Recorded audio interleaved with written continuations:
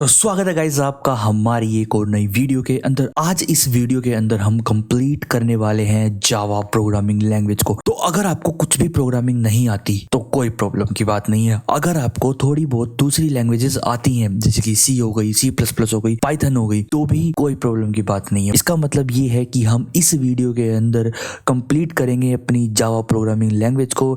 चाहे तो पहले आपको कुछ प्रोग्रामिंग आती हो या नहीं आती हो, उससे कोई भी मतलब नहीं है। ठीक है, आप बिल्कुल बिगिनर हो, अभी अगर मॉडरेट हो तो भी आप एडवांस बन के जाओगे। इस पूरे जावा ट्यूटोरियल के अंदर मैं आपको बिगिनर से लेके एडवांस तक का सिखाने वाला हूँ। कंप्लीट जावा हम करने वाले हैं इसके अंदर, और सिर्फ वन वीडियो के अंदर। यहाँ तक कि सबसे पहले हम स्टार्ट करेंगे कि जावा को इंस्टॉल कैसे करें और उसको अपने कंप्यूटर के अंदर चलाए और अपना पहला एक बेसिक प्रोग्राम कैसे बनाए। फिर उसके अंदर क्या लूप, क्या इफ एल्स, कंडीशनल स्टेटमेंट्स वगैरह, उन सब की हम बात करेंगे इस वीडियो के अंदर। और उसके बाद हम करने वाले हैं ओप्स की बात, मतलब कि ऑब्जेक्ट ओरिएंटेड प्रोग्रामिंग इन जावा कैसे सपोर्ट है, क्या फीचर्स हैं, सब कुछ हम वो बात करेंगे इस वीडियो के अंदर। तो चलिए अब बात करते हैं फटाफट से प्रोग्रामिंग लैंग्वेज होती क्या चीज़ है। तो प्रोग्रामिंग लैंग्वेज क्या होती है सबसे पहले देखते हैं हम। तो आप जब अपने फ्रेंड से बात करते हो तो आप किसी लैंग्वेज का यूज़ करते हो, जैसे हिंदी का, इंग्लिश का, किस भी लैंग्वेज में आपको बात करनी है। ठीक है, और जिस लैंग्वेज को आपका दोस्त भी समझ सकता हो। तो ऐसे अगर आपको कंप्यूटर से बात करनी है तो क्या आप अगर इंग्लिश में बात करोगे क्या वो समझ सकता है? नहीं समझ सकता। क्या आप हिंदी में बात करोगे तो समझ जाएगा? बिल्कुल भी नहीं समझेगा। जो कंप्यूटर है वो एक बेवकूफ़ है। क्या है वो? एक बेवकूफ़ है जो कि सिर्फ समझता है 0 1 को, और 0 1 को आप नहीं समझ सकते। सिंपल सी बात है, जो कंप्यूटर समझ सकता है वो आप नहीं समझ सकते। तो कंप्यूटर समझ सकता है 0 1 को। 0 1 क्या है? 0 1 है एक मशीन लैंग्वेज। तो आपको कंप्यूटर से बात करने के लिए कुछ लैंग्वेज चाहिएगी। उन लैंग्वेजेस को कहते हैं प्रोग्रामिंग लैंग्वेज। तो प्रोग्रामिंग लैंग्वेज क्या है? कुछ सेट ऑफ रूल्स हैं, मतलब कि कुछ रूल्स हैं कंप्यूटर को बात करने के लिए। जैसे कि इस तरीके से आपको लिखना है तब कंप्यूटर क्या उसको समझेगा। वो कैसे समझेगा? जैसे अगर आप सी में, सी प्लस प्लस में कोड लिखोगे, सी में कोड लिखोगे, जावा, पाइथन वगैरह, जावा स्क्रिप्ट, PHP, इन सब में आप कोड लिख सकते हो। ये सारी हमारी प्रोग्रामिंग लैंग्वेजेस है। अब जब आप इनमें कोड लिखोगे तो कोड लिखने के बाद जो इनके कंपाइलर्स होंगे, जो इनके इंटरप्रेटर्स होंगे, वो क्या करेंगे? इसको चेंज करेंगे मशीन कोड के अंदर। जो आप कोड लिखोगे उसको मशीन कोड के अंदर चेंज करेंगे और मशीन कोड को जो हमारा कंप्यूटर है वो पढ़ेगा और समझेगा। ठीक है, तो वो समझ सकता है सिर्फ और सिर्फ मशीन कोड को, लेकिन वो भी सेट ऑफ इंस्ट्रक्शन। हम उसको कहेंगे कि भी 2 + 2 कर, तो ये हमारे बोले वो क्यों समझेगा? हमको स्पेशली प्रोग्राम करना पड़ेगा कि 2 + 2 करके 4 शो करा दे, तो वो तब कराएगा 2 + 2 करके 4 को शो करवा देगा। तो यही है हमारी प्रोग्रामिंग लैंग्वेजेस। अब प्रोग्रामिंग लैंग्वेज के बारे में तो हमने बात कर ली। अब जावा ही क्यों? अब हमने इतनी सारी लैंग्वेज जावा ही क्यों चूज करी? वैसे तो देखो गाइस, आपकी मुलाकात जब अगर आप कंप्यूटर साइंस की फील्ड में आ चुके हो तो आपकी मुलाकात इन सभी से होएगी ही होएगी, और कईयों की तो हो भी चुकी होगी इन सभी से।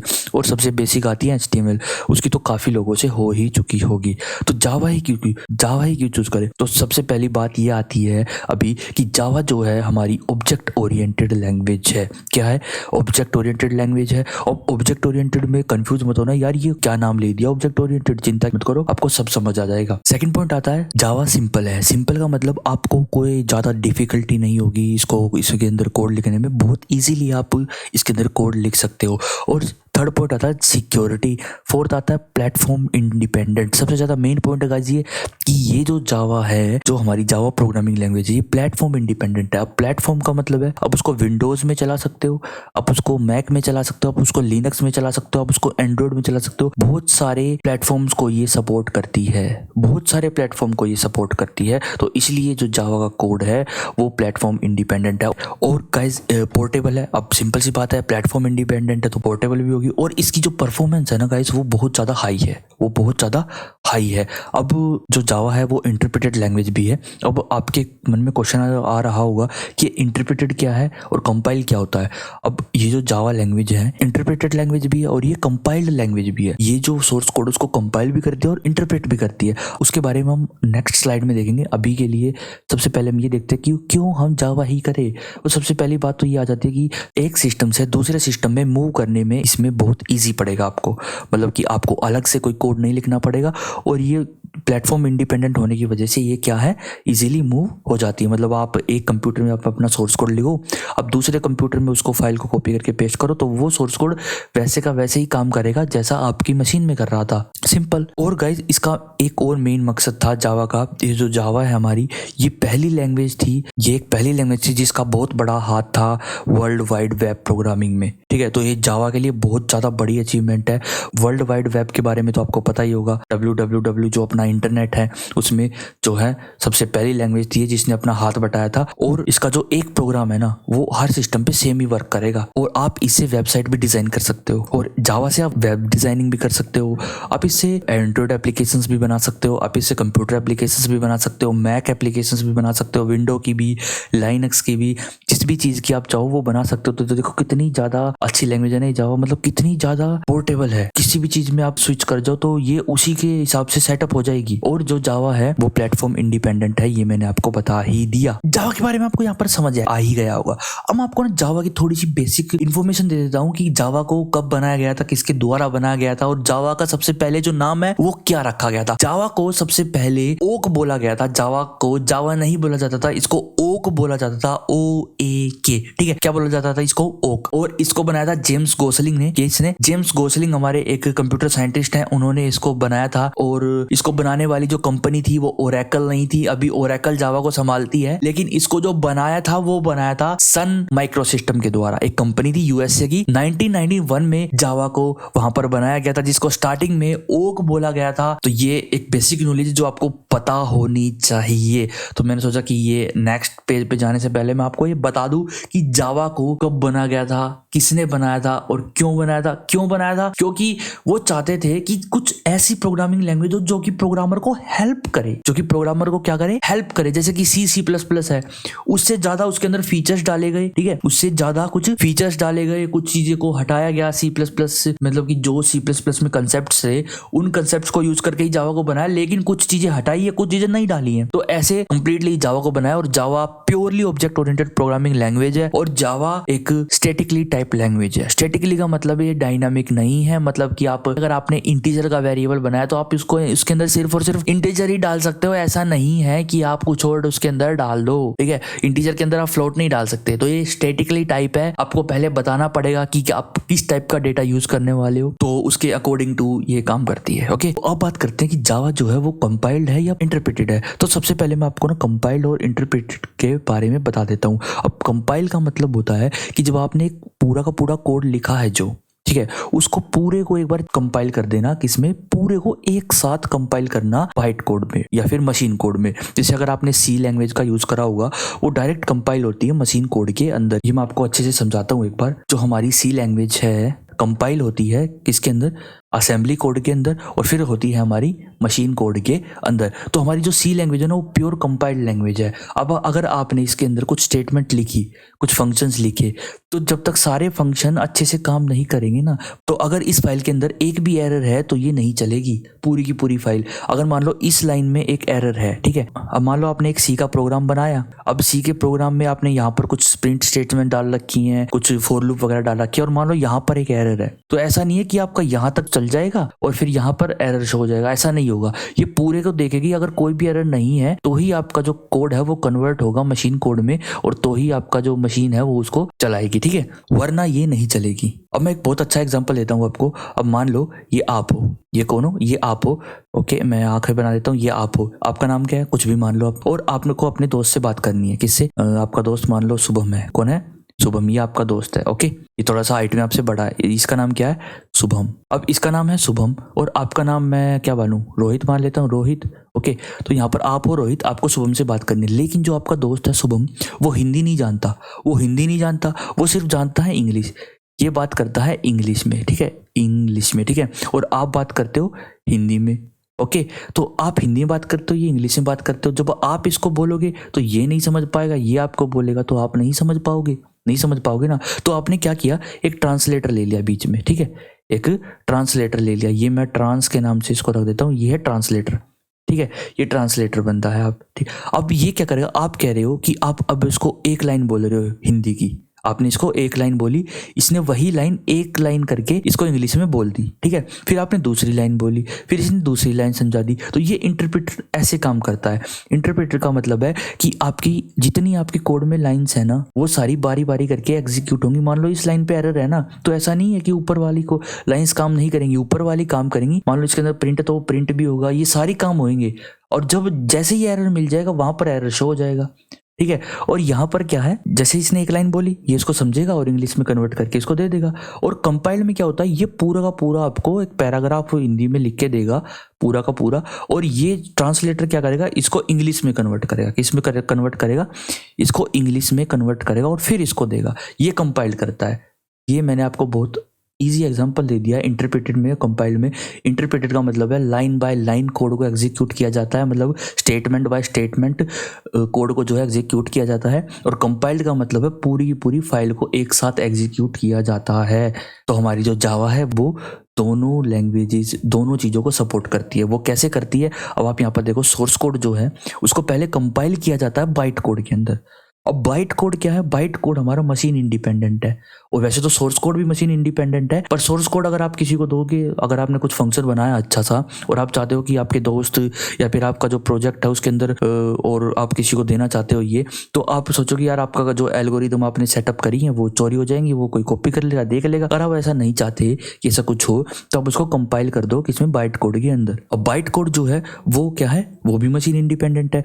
वो क्या है, इजीली यूज आपके जो दोस्त है वो कर सकते हैं, ठीक है। और उनसे मशीन कोड में कन्वर्ट कर सकते हैं, या फिर उसके अंदर जो प्रोग्राम्स लिखे हैं उनको भी यूज कर सकते हो, उन फंक्शंस को यूज कर सकते हैं जो आपने इसके अंदर लिखे थे, उसको अपने बाइट कोड में कन्वर्ट कर दिया, तब भी वे आपके जो दोस्त हैं वे उन फंक्शंस को यूज कर सकते हैं। ऐसा नहीं है कि बाइट कोड में कन्वर्ट होने के बाद सिर्फ और सिर्फ वो एग्जीक्यूटेबल है, नहीं। अब जब भी आपको इस बाइट कोड को एग्जीक्यूट करना हो, तो जो जावा है उसका इंटरप्रेटर उस वक्त काम करेगा और उसको एग्जीक्यूट कर देगा। तो यही है गाइस जावा। और अगर आपसे कोई पूछे कि जावा कंपाइल्ड लैंग्वेज है, इंटरप्रेटेड लैंग्वेज है, तो आपको बताना होगा कि जावा जो है बोथ है, कंपाइल्ड भी है और इंटरप्रेटेड भी है। जो सोर्स कोड है जावा का वो कंपाइल होता है बाइट कोड के अंदर, और जो बाइट कोड है वो इंटरप्रेटेड होता है मशीन कोड के अंदर। तो यही है गाइस कि जावा कैसे काम करती है, आपको समझ आ ही गया होगा। और अब आपको मैं थोड़ा सा ना सिखा देता हूँ कि जावा के प्रोग्राम्स कैसे काम करते हैं। तो सबसे पहले मैं आपको बताता हूँ कि आपको क्या करना है। आपको सबसे पहले अपना क्रोम ओपन करना है। क्रोम ओपन करने के बाद एक तो कोई भी आप टेक्स्ट एडिटर या फिर IDE यूज कर सकते हो, जैसे कि आप नेटबीन्स कर सकते हो या फिर आप एक्लिप्स कर सकते हो, कोई भी जो अब मन में आए आप। वैसे मैं आपको सजेस्ट करूंगा कि आप इंटेलीजे यूज करो, इंटेलीजे आइडिया, ठीक है। ये भी एक IDE है जावा के लिए, लेकिन अभी मैं जो यूज करने वाला हूँ इसके अंदर वो है VS कोड। VS कोड को मैं यूज करने वाला हूँ। ये इजी एडिटर है गाइस, मतलब कि छोटा है, ना ही ज़्यादा आपका वो लेता है, ये ज़्यादा स्पेस लेता है और ज़्यादा कुछ भी आपको दिक्कत भी नहीं करने वाला। और बहुत ईजिली आप इसके अंदर सारी लैंग्वेजेस की कोडिंग भी कर सकते हो। ऐसा नहीं है कि आप सिर्फ इसके अंदर एक ही लैंग्वेज कर सकते हो, इसके अंदर एक्सटेंशन डालो और काम करो, ये काम करता है हमारा। तो ये आप डाउनलोड कर लीजिए, यहाँ पर इसकी वेबसाइट पर जाओ और जो भी आपका प्लेटफॉर्म है लिनक्स वगैरह का, लाइनक्स का है, मैक का है, विंडो का है, वो आप उसके अकॉर्डिंग डाउनलोड कर लो।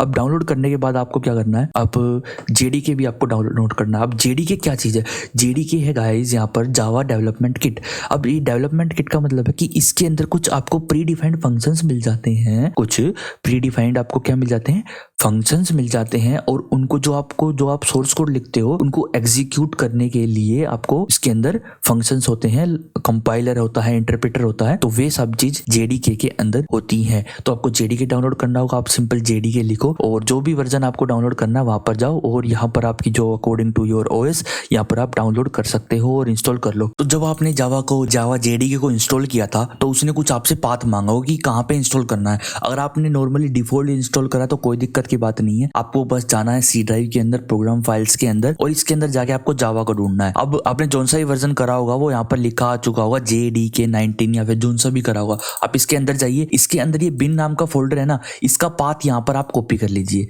इसका पाथ क्या कीजिए, यहाँ से कॉपी कर लीजिए और आपको क्या करना है, अपना विंडो का बटन दबाना और ENV लिखना है। अब हम क्या करेंगे, इस पाथ को अपने कंप्यूटर के साथ जोड़ देंगे कि जब कोई CMD में जावा लिखेगा ना, अभी मेरे CMD में तो सेट है जावा का, जैसे मैं अगर CMD ओपन करता हूँ और यहाँ पर अगर मैं जावा लिखता हूँ, इस जावा को ये ढूंढ पा रहा है। लेकिन अगर आपके में ये नहीं ढूंढ ढूंढ पा रहा है, एरर आ रहा है, तो आप जो मैं कह रहा हूँ वो करिए। उस पाथ को कॉपी कीजिए, एनवायरमेंट वेरिएबल पे जाइए, इसके अंदर पाथ पे डबल क्लिक कीजिए। इसके अंदर पाथ पे डबल क्लिक करने के बाद आप न्यू पे क्लिक कीजिए। न्यू पे क्लिक करने के बाद आप उस पाथ को यहाँ पर पेस्ट कर दीजिए। बस आपको इतना करना, फिर ओके ओके एंड ओके। उसके बाद अपने VS कोड को और अपने कमांड प्रॉम्प्ट को रिस्टार्ट कर लीजिए। फिर आपको ये एरर नहीं दिखने वाला। अब आप जावा लिखोगे, जावा सी लिखोगे तो ये कोई दिक्कत नहीं होगी, आपको नॉर्मली ये रन करेगा। अब मैंने आपको JDK तो इंस्टॉल करवा दिया है। अब मैं आपको ना ये और बताने वाला हूँ कि JDK, JVM और JRE में फर्क क्या है। तो यहाँ पे गाइस, यहाँ पे देखो कि JDK और JVM और JRE में फर्क क्या है।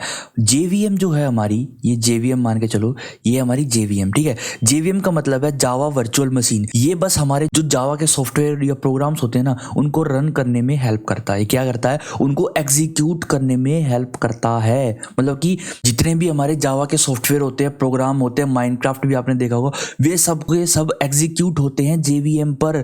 मतलब कि एक वर्चुअल मशीन है जो रियलिटी में एग्जिस्ट नहीं करती है, लेकिन वो आपके कंप्यूटर के अंदर है। जब आपने JDK डाला तो वो उसके साथ आ गई है, ठीक है। और ये जो JVM है ना, यही क्या है? मशीन इंडिपेंडेंट है। यही क्या है? मशीन इंडिपेंडेंट है। ये आपके हर मशीन के लिए अलग कोड करा गया है ताकि ये समझेगा तो जावा कोई, ठीक है। लेकिन ये जो JVM है, ये अलग अलग मशीन पे अलग अलग तरीके से कोड किया गया है ताकि वो उस मशीन पे आपके जावा के कोड को एग्जीक्यूट करने में सफल हो। तो ये है JVM, जावा वर्चुअल मशीन, जिसकी फुल फॉर्म है। अब आता है हमारा JRE। अब ये JRE क्या है? JRE के बारे में आपने शायद पढ़ा तो होगा, पढ़ा नहीं, सुना तो होगा। अगर आपने माइनक्राफ्ट खेला है ना, JRE के बारे में आपने सुना होगा। ये है जावा, R मतलब रन टाइम, क्या? Run time. और ये हमारा एनवायरमेंट, ठीक है, जावा रन टाइम एनवायरमेंट। इसके अंदर क्या होता है? इसके अंदर एक तो होता है हमारा JVM, ठीक है। JVM इसके अंदर ऑलरेडी होता है और इसके साथ हमारी कुछ लाइब्रेरीज होती हैं जावा की, ठीक है। कुछ लाइब्रेरीज होती हैं जावा की जो कि आपके कोड को एग्जीक्यूट करने में हेल्प करती है JVM पर, ठीक है। ये आपका JRE है। अब बात आती है JDK। अब ये JDK क्या है? JDK है जावा डेवलपमेंट किट। इसके अंदर क्या होता है? इसके अंदर आपका एक तो JRE होता है, ठीक है। एक तो क्या होता है? JRE। और JRE के अंदर आपको पता है क्या होता है? ये है आपका JRE और ये JVM है आपका, ये JVM। अब आपको समझ आ रहा होगा कि JVM क्या है, JRE क्या है और JDK क्या है। अब JDK में क्या है? JRE तो है ही, प्लस में कुछ डेवलपमेंट टूल भी हैं। क्या है? कुछ डेवलपमेंट टूल्स हैं। अब वो टूल्स कौन से? जैसे डीबगर हो गया आपका, डीबगिंग करने के लिए, और कुछ लाइब्रेरीज आपको एक्स्ट्रा हो गई उसको रन करने के लिए। तो जो आपका कोड है ना, जो आपको प्रोग्राम्स होंगे, जो आपके प्रोग्राम्स होंगे जावा के, वे जो रन होंगे वे JDK के थ्रू रन होंगे। तो JDK आपको क्यों जरूरत है वो आपको पता चल गई है, और JRE क्यों जरूरत है वो भी आपको पता चल गई है, और JVM इनके अंदर ऑलरेडी होता है। तो ये आपको समझ आ गया होगा जावा के बारे में, जावा JDM, जावा JRE और ये JVM, इनके बारे में आपको पता चल गया होगा। तो यही मैंने आपको बताना था। आपने अगर VS कोड को इंस्टॉल कर लिया है तो अच्छी बात है। अब आप क्या करो, इसके अंदर जाओ और इसके अंदर शिफ्ट दबा के राइट क्लिक करो। इस फोल्डर के अंदर, जो जिस फोल्डर के अंदर आपको VS कोड को ओपन करना है ना, उस पर शिफ्ट दबाओ और उस पर राइट क्लिक करो। यहाँ पर क्लिक करो ओपन विद कोड। अब ओपन विद कोड करोगे तो मैं आपको एक चीज दिखाता हूँ। ये जो यहाँ पर आप देख रहे हो, एक सेकंड में इसको करता हूँ यहाँ से बंद। ये जो एरिया देख रखे हो, ये वही फोल्डर खुला हुआ है जो आपने यहाँ पर खोल रखा है, ठीक है। अगर मैं इसके अंदर कोई भी नई फाइल या फोल्डर बनाता हूँ तो वो इसके अंदर भी आपको दिखेगा, ये देखो, है ना। और मैं यहाँ से डिलीट करता हूँ तो यहाँ से भी डिलीट हो जाएगा। यहाँ पर आपको फोल्डर देखो, यहाँ पे क्लिक करोगे तो फोल्डर बन जाएगा, यहाँ क्लिक करोगे तो फाइल बन जाएगी। तो VS कोड खोलने के बाद गाइस आपको क्या करना है मैं बता देता हूँ एक बार। यहाँ पर आपको सबसे पहले जावा के लिए ना अपने एक्सटेंशन को डाल लेना है। एक्सटेंशन को डालने के लिए आप जस्ट इस पे एक्सटेंशन पे क्लिक कीजिए और यहाँ पे सिंपली लिख दीजिए जावा। जावा लिख के जब आप एंटर करोगे ना तो यहाँ पर आपके पास बहुत सारे एक्सटेंशन आ जाएंगे। चिंता की कोई बात नहीं, मैं आपको बताऊंगा कि आपको कौन सा डालना है। सबसे पहले वाला जो ये एक्सटेंशन पैक है, इस पे क्लिक करना और इंस्टॉल कर देना। ऑटोमेटिकली ये एक्सटेंशन पैक उन सारे एक्सटेंशन को इंस्टॉल कर देगा जो कि आपके जावा को प्रोग्राम को रन करने के लिए इंपॉर्टेंट है। इनको इंस्टॉल होने के बाद आप एक बार क्या करना, VS कोड को यहाँ से बंद करना, और आप चाहो तो ये वाला भी डाल सकते हो। ये वाला एक एक्सटेंशन और है, ये वाला भी डाल लो। और अगर इजी आपको रन करना है जावा तो आप ये भी डाल सकते हो। बाकी अभी कोई जरूरत नहीं है। मेन आपका ये जो एक्सटेंशन पैक है ना, ये सारे काम कर देगा, कोई दिक्कत की बात नहीं है। अब आप जावा इसको VS कोड को बंद करो और बंद करने के बाद एक बार दोबारा इस VS कोड को ओपन कर लो, जिससे कि जो आपके एक्सटेंशन है ना वे अच्छे तरीके से लोडेड हो जाएंगे आपके VS कोड के अंदर। इसके बाद हम यहाँ पर अपनी फाइल बनाएंगे। तो यहाँ पर मैं फटाफट से एक फाइल बनाता हूँ main.java के नाम से, और जैसे आप एंटर करोगे तो इसके अंदर जो क्लास है वो हमारी बनके तैयार हो चुकी होगी। और इसके अंदर मैं लिखूंगा अपना मेन मेथड। अब मैं मेन मेथड लिखने के लिए यहाँ पर लिखूंगा सिंपली मेन लिखूंगा और यहाँ पर अपना मेन आ जाएगा। जैसे आप इस पर टैब दबाओगे तो आपका जो मेन है वो तैयार हो जाएगा। इसको बड़ा कर दो ताकि एरर सॉल्व हो जाए। और इसके अंदर मैं लिखता हूँ साउट। अब ये साउट क्या है, साउट है system.out.println। अभी आप इसके ऊपर मत जाइए, क्या चीज लिख दी मैंने, अभी आप बस इसका आउटपुट देखना। यहाँ पर मैं जो भी लिखूंगा ना, अभी मैंने यहाँ पर लिखा हेलो वर्ल्ड, जो भी मैं यहाँ पर लिखूंगा वो हमारा एग्जीक्यूट होके हमको नीचे शो होगा टर्मिनल के अंदर। तो यहाँ पर ये टर्मिनल है, देखो यहाँ पर हेलो वर्ल्ड लिखा आ चुका है कि नहीं। अब बाई चांस अगर आपका नाम रोहित है तो मैं हेलो रोहित लिख के दिखा देता हूँ, रोहित भी लिखता हूँ कोमा, और अगर अतुल नाम है तो अतुल लिख देता हूँ। जो भी आपका नाम हो वो मैं लिख के यहाँ पर अगर मैं रन जावा करूँ तो यहाँ पर देखो हेलो रोहित अतुल, जो भी आप यहाँ लिखोगे वो यहाँ पर प्रिंट होके आ जाएगा नीचे, ठीक है, प्रिंट होके नीचे आ जाएगा। और अगर मैं आपको एक चीज और दिखाता हूँ, यहाँ पर अगर मैं लिखूँ 3+4, जैसे मैं 3+4 लिख के इसको रन करता हूँ तो यहाँ पर देखो 7 आ गया, मतलब कि ये हमारे अर्थमेटिक कैलकुलेशंस भी कर रहा है। इसने क्या किया, 3 और 4 को प्लस करके 7 दे दिया हमको, इतनी अच्छी बात है। तो ये देखो हमारे सारे काम इसके अंदर हो रहे हैं। अब ये देखो ये मेन क्या है, ये मेन हमारी एक क्लास है। ये जो क्लास है हमारी एक फाइल के अंदर हमारी एक क्लास होनी जरूरी है, क्योंकि जावा जो है बिना क्लासेस के काम नहीं करती। एक फाइल के अंदर अगर आपको वो फाइल रन करवानी है ना, तो उस फाइल के अंदर उसी फाइल के नाम की, जैसे ये main.java नाम की फाइल है, उसी नाम की इसके अंदर क्लास होनी चाहिए और उस क्लास के अंदर एक मेन फंक्शन होना चाहिए। अगर आपको इस प्रोग्राम को, इस फाइल को रन करवाना है तो आपको इस मेन फंक्शन की जरूरत पड़ेगी, क्योंकि आप कितने भी फंक्शंस बना लो कोई भी फंक्शन नहीं चलेगा। जो भी आप यहाँ पर रन पे क्लिक करते हो तो ये सिर्फ और सिर्फ इस मेन फंक्शन को एग्जीक्यूट करता है, बाकी अपने आप कोई भी फंक्शन नहीं इन्वोक होंगे। अब वो फंक्शन क्या है, वो इन्वोक क्या है, वो हम डिटेल में करेंगे आगे। अभी आप ये जान लो कि ये तो है हमारा एक मेन फंक्शन और ये है हमारी क्लास। इस क्लास के अंदर हमारे ये मेन फंक्शन है, ठीक है। ये मेन फंक्शन हर फाइल के अंदर होना चाहिए जो भी आपको चलवानी है, जो भी आपको डायरेक्ट एग्जीक्यूट करवानी है। ओके, अब यहाँ पर मैं आपको बता देता हूँ कि ये क्या चीज है। ये हमारा कुछ नहीं है, ये हमारा एक सिंपल एक प्रिंट फंक्शन है, और जो कि क्या करता है, जो भी हम इसके अंदर लिखते हैं वो प्रिंट कर देता है। अगर आप यहाँ पर कुछ कैलकुलेशंस लिखोगे तो वो कैलकुलेट करके आपको दे देगा इधर, और अगर आप यहाँ पर कुछ नाम वगैरह देना चाहते हो तो आपको स्ट्रिंग के रूप में लिखना होगा। अगर आपको नहीं पता कि स्ट्रिंग क्या है, चिंता की कोई बात नहीं है। स्ट्रिंग वो है, डबल कोट्स लगाओ और उसके अंदर आप जो भी लिखोगे वो आपकी स्ट्रिंग के रूप में देखी जाएगी। जैसे मैं इसको रन करता हूँ तो जो मैं इसके अंदर लिखूंगा उसको ये नीचे प्रिंट कर देगा। तो सिंपल सी बात है, ये हमारा प्रिंट फंक्शन है। अब ये प्रिंट फंक्शन है, ये यहाँ से तो आपको पता लग गया होगा कि प्रिंट है, प्रिंट लिखा कुछ है ना। एलएन का मतलब है लाइन, हर बार एक नई लाइन में ये इसको प्रिंट करेगा। इसके डिटेल में हम बाद में जाएंगे। अब system.out को अभी के लिए आप इग्नोर कर दो, ये आप जब मैं आपको आगे कराऊंगा ये आपको अपने आप समझ आ जाएगा कि ये सिस्टम क्या है और .out क्या है, ठीक है। तो मैंने यहाँ पर आपको ये मेन आपका फर्स्ट प्रोग्राम करवा दिया है, समझा दिया है कि ये क्या है, क्यों है। अगर आपको इसकी डिटेल नहीं पता, ये यार ये क्लास क्या है, ये स्टैटिक क्या है, ये पब्लिक क्या है, ये वॉइड क्या है, ये मेन फंक्शन तो यहाँ से स्टार्ट कर दिया, ये स्ट्रिंग आर्ग्स क्या है, और समझ नहीं आ रहा तो बातें धीरे धीरे आप समझने लगोगे। अब हम बात करते हैं डेटा टाइप्स के बारे में। अब डेटा टाइप्स क्या है, डेटा टाइप्स, डेटा मतलब जो भी चीजें आप यूज करते हो वो एक तरीके का डेटा है। तो जावा किस किस टाइप के डेटा को खुद से सपोर्ट करती है, खुद से मतलब वो किस किस डेटा को सपोर्ट करती है। तो डेटा टाइप हमारे दो टाइप के होते हैं, एक तो प्रिमिटिव और एक नॉन प्रिमिटिव। अब नॉन प्रिमिटिव और प्रिमिटिव में फर्क क्या है ये मैं आपको बता देता हूँ। प्रिमिटिव तो डेटा टाइप्स हैं जो आपकी जावा आपको खुद देती है बने बनाए, आपको बस इनको यूज करना है, ठीक है। नॉन प्रिमिटिव मतलब कि जो आप खुद बनाओगे। जैसे प्रिमिटिव में हमारे जावा के अंदर बूलियंस है, बाइट है, कैरेक्टर है, शॉर्ट है, इंटीजर है, लॉन्ग है, फ्लोट है, डबल है। और एक मेन डिफरेंस यही है इनके अंदर कि जो प्रिमिटिव होते हैं वो लैंग्वेज हमको खुद देती है, बाय डिफॉल्ट होते हैं वो लैंग्वेजेस के अंदर। नॉन प्रिमिटिव डेटा टाइप्स हम खुद से बनाते हैं इनको यूज करके, प्रिमिटिव को यूज करके। अब वो कैसे बनाते हैं वो हम बाद में डिस्कस करेंगे। अभी देखो प्रिमिटिव आप इनको देख लो, बूलियंस होते हैं हमारे, ट्रू फॉल्स, बाइट होते हैं हमारे छोटे नंबर, कैरेक्टर होते हैं आपको जितने भी कीबोर्ड में वर्ड्स दिख रहे होंगे, सिंबल दिख रहे होंगे, डिजिट दिख रही होंगी, ये सारे कैरेक्टर के अंदर आती है। शॉर्ट के अंदर आते हैं हमारे छोटे नंबर्स, इंटीजर तो आपको पता ही है, ठीक है, इंटीजर आपको पता ही है। अगर आपको बहुत बड़ा इंटीजर लिखना है तो आपको लॉन्ग डेटा टाइप का यूज करना पड़ेगा। अगर आपको डेसिमल वैल्यू मतलब पॉइंट में कुछ वैल्यू लिखनी है तो आपको फ्लोट का यूज करना पड़ेगा। अगर पॉइंट में भी बहुत बड़ी वैल्यू तो आपको डबल का यूज करना पड़ेगा। तो ये कुछ हमारे डेटा टाइप्स हैं। और नॉन प्रिमिटिव में हमको जो प्रदान किए जाते हैं जावा के द्वारा वो हमारा स्ट्रिंग्स और एरेज, ठीक है। अब एरेज को आप प्रिमिटिव भी कह सकते हो, ठीक है। और स्ट्रिंग में आपको बताऊंगा कि स्ट्रिंग होती क्या चीज है। तो सबसे पहले हमने डेटा टाइप के बारे में यहाँ पर पढ़ लिया है। अब हम बात करने वाले हैं किसकी, वेरिएबल्स के बारे में। वेरिएबल्स और कीवर्ड हम देखने वाले।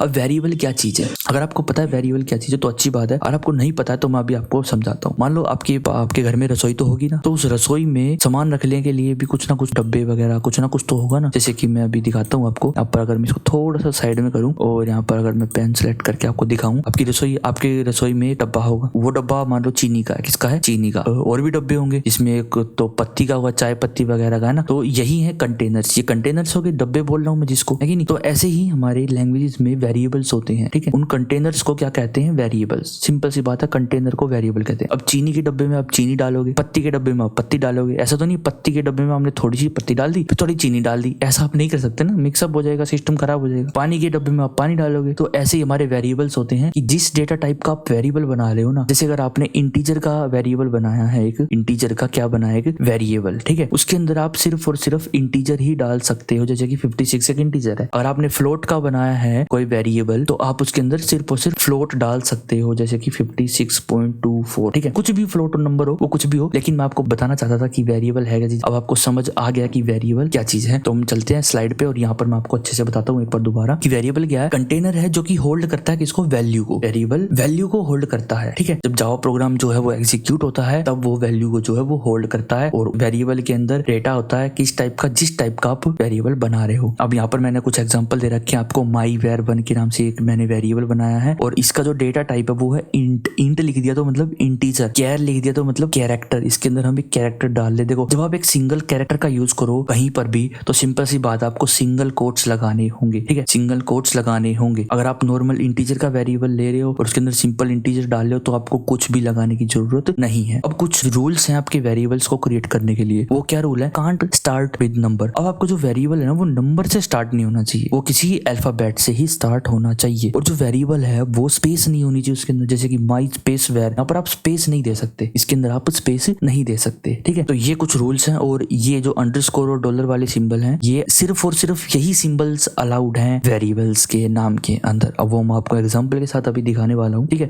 और कीवर्ड्स वे वर्ड्स हैं जो कि जावा ने पहले ही यूज कर रखे हैं, तो आप उनको वेरिएबल के नाम पे या क्लास के नाम पे या किसी ऑब्जेक्ट के नाम पे आप उनको यूज नहीं कर सकते। जैसे कि क्लास नाम का एक कीवर्ड जावा ने पहले यूज कर रखा है, इंट नाम का कीवर्ड जावा ने पहले यूज कर रखा है, तो आप इस नाम का वेरिएबल नहीं बना सकते हो, ठीक है। तो ये कुछ कीवर्ड्स हैं, इनके बारे में डिटेल्स में जानना हो, पूरी लिस्ट देखनी हो कीवर्ड्स की, तो आप वो जाकर इंटरनेट पे गूगल पर देख सकते हैं कीवर्ड्स इन जावा। तो वहां पर आपके पास पूरी की पूरी लिस्ट आ जाएगी। अब मैं आपको ना फटाफट से एक एग्जांपल दे देता हूँ वेरिएबल्स का, ठीक है। यहाँ पर मैं इसको हटाता हूँ। यहाँ पर मैं एक वेरिएबल बनाता हूँ इंटीजर का, ठीक है। क्या बनाता हूँ? एक इंटीजर का वेरिएबल। इंट लिखा तो सिंपल सी बात है हमारा जो वेरिएबल होने वाला वो इंटीजर का होने वाला। अब हम यहाँ पर लिखेंगे स्पेस डालने के बाद नाम, किस नाम का हम वेरिएबल बनाना चाहते हैं। मान लो मेरे को var1 के नाम से बनाना है या किसी भी नाम से बनाना हो, वैर के खाली वैर के नाम से बनाना हो, इक्वल लगाओ और उसके अंदर वैल्यू दे दो और फिर लगाना आपको सेमीकोलन। तो आप सोचोगे सेमीकोलन क्यों लगाया? जैसे ही जब भी आप इंग्लिश में हिंदी में जब एक लाइन को कंप्लीट करते हो, उस लाइन को कंप्लीट करने के बाद आप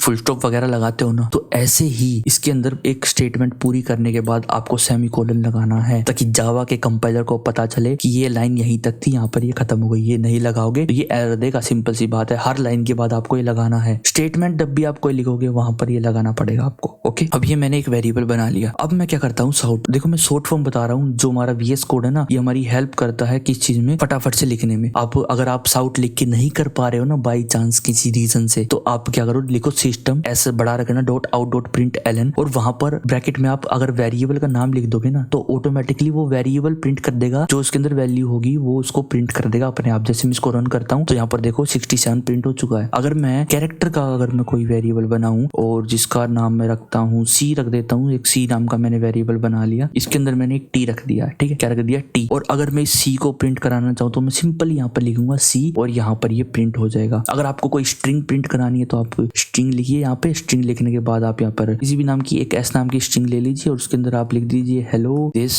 इज जावा ट्यूटोरियल्स, ठीक है। और यहाँ पर आप सेमीकोलन लगाइए और यहाँ पर आप सिंपल S लिख दीजिए और ये यहाँ पर आपका जो है प्रिंट कर देगा। देखो सिंपल है बिल्कुल। तो जैसे कि अगर मैं कोई इंटीजर बनाऊं void नाम का, देखो इसने तो मना ही कर दिया, ये तो काम ही नहीं करेगा। ये तो कह रहा कि एरर है, void को आप एज अ वेरिएबल यहाँ पर नहीं लिख सकते। आप इसके अंदर कुछ ना कुछ छेड़खानी कर दो, 2 लिख दो या फिर अंडरस्कोर लगा दो, आगे लगा दो अंडरस्कोर, स्टार्टिंग नंबर से हो, ऐसा कोई वेरिएबल एग्जिस्ट नहीं करता। देखो एरर शो हो गया, रेड लाइन आ गई। तो ये आप ऐसे कर सकते हो। हाँ देखो ये एक मैंने void नाम का वेरिएबल बनाया और एक var नाम का है। अब मैं इन दोनों को ना प्लस करवा के दिखाता हूँ आपको। एक और मैं वेरिएबल बनाता हूँ सम नाम से और जिसके अंदर मैं डालूंगा जो var है अपना वो प्लस हो जाए void से, ठीक है। वो प्लस हो जाए void फिर से, और जो प्लस होके वैल्यू जो आएगी वो सम के अंदर यहाँ पर वो जो वैल्यू है वो सेव हो जाएगी। और उसके बाद मैं क्या करूंगा, साउट कर दूंगा किसको, सम को। अब जैसे ही मैं इसको रन करता हूँ तो हमारा जो सम है मतलब कि 67 + 89 यहाँ पर हमारा ये प्रिंट हो जाएगा 56। और वेरिएबल्स और कीवर्ड्स तो हमने कर लिए। अब आगे देखते हैं कि स्ट्रिंग क्या चीज है। देखो मैं ना थोड़ा सा आपको जल्दी जल्दी कराने की कोशिश करूंगा।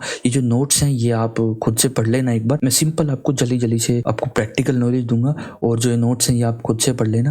अब मैं स्ट्रिंग बता देता हूँ आपको क्या है। धीरे धीरे स्पीड जो है वो थोड़ी सी बढ़ती जाएगी, क्योंकि एक शॉट के अंदर मैं चाह रहा हूँ कि आप सारे की सारी जावा को कर लो, ठीक है। और ये जो वीडियो है ये थोड़ी सी लेंथी भी हो सकती है, कोई बात नहीं है। और हाँ, ये आपके पेपर के पॉइंट ऑफ व्यू से बहुत ज्यादा इंपॉर्टेंट है। मैं आपको बता देता हूँ कि स्ट्रिंग क्या है। सीक्वेंस ऑफ कैरेक्टर्स, बहुत सारे कैरेक्टर्स का सीक्वेंस, ठीक है। वही क्या है, एक सिंपल सी बात है, वो एक स्ट्रिंग है। तो अब जावा के अंदर स्ट्रिंग आपको पहले से ये क्लास बना के दे रखी है। C++ में ऐसी कोई क्लास नहीं है। हाँ, C++ में है, जब आप एक अलग से लाइब्रेरी को इंक्लूड करना पड़ेगा तो वो आप कर सकते हो। और यहाँ पर मैं आपको सिंपली एक स्ट्रिंग बना के दिखा देता हूँ। मैं यहाँ पर बनाता हूँ एक string.java, एक क्लास बनाता हूँ। यहाँ पर मैं एक मेन मेथड रखता हूँ और इसके अंदर मैं एक स्ट्रिंग लेता हूँ। ये थोड़ी सी गड़बड़ हो गई कि मैं इसका नाम ना चेंज कर देता हूँ। जो आपकी फाइल का नाम है ना वो किसी प्री डिफाइंड क्लास है उसके नाम पर नहीं होना चाहिए, ठीक है।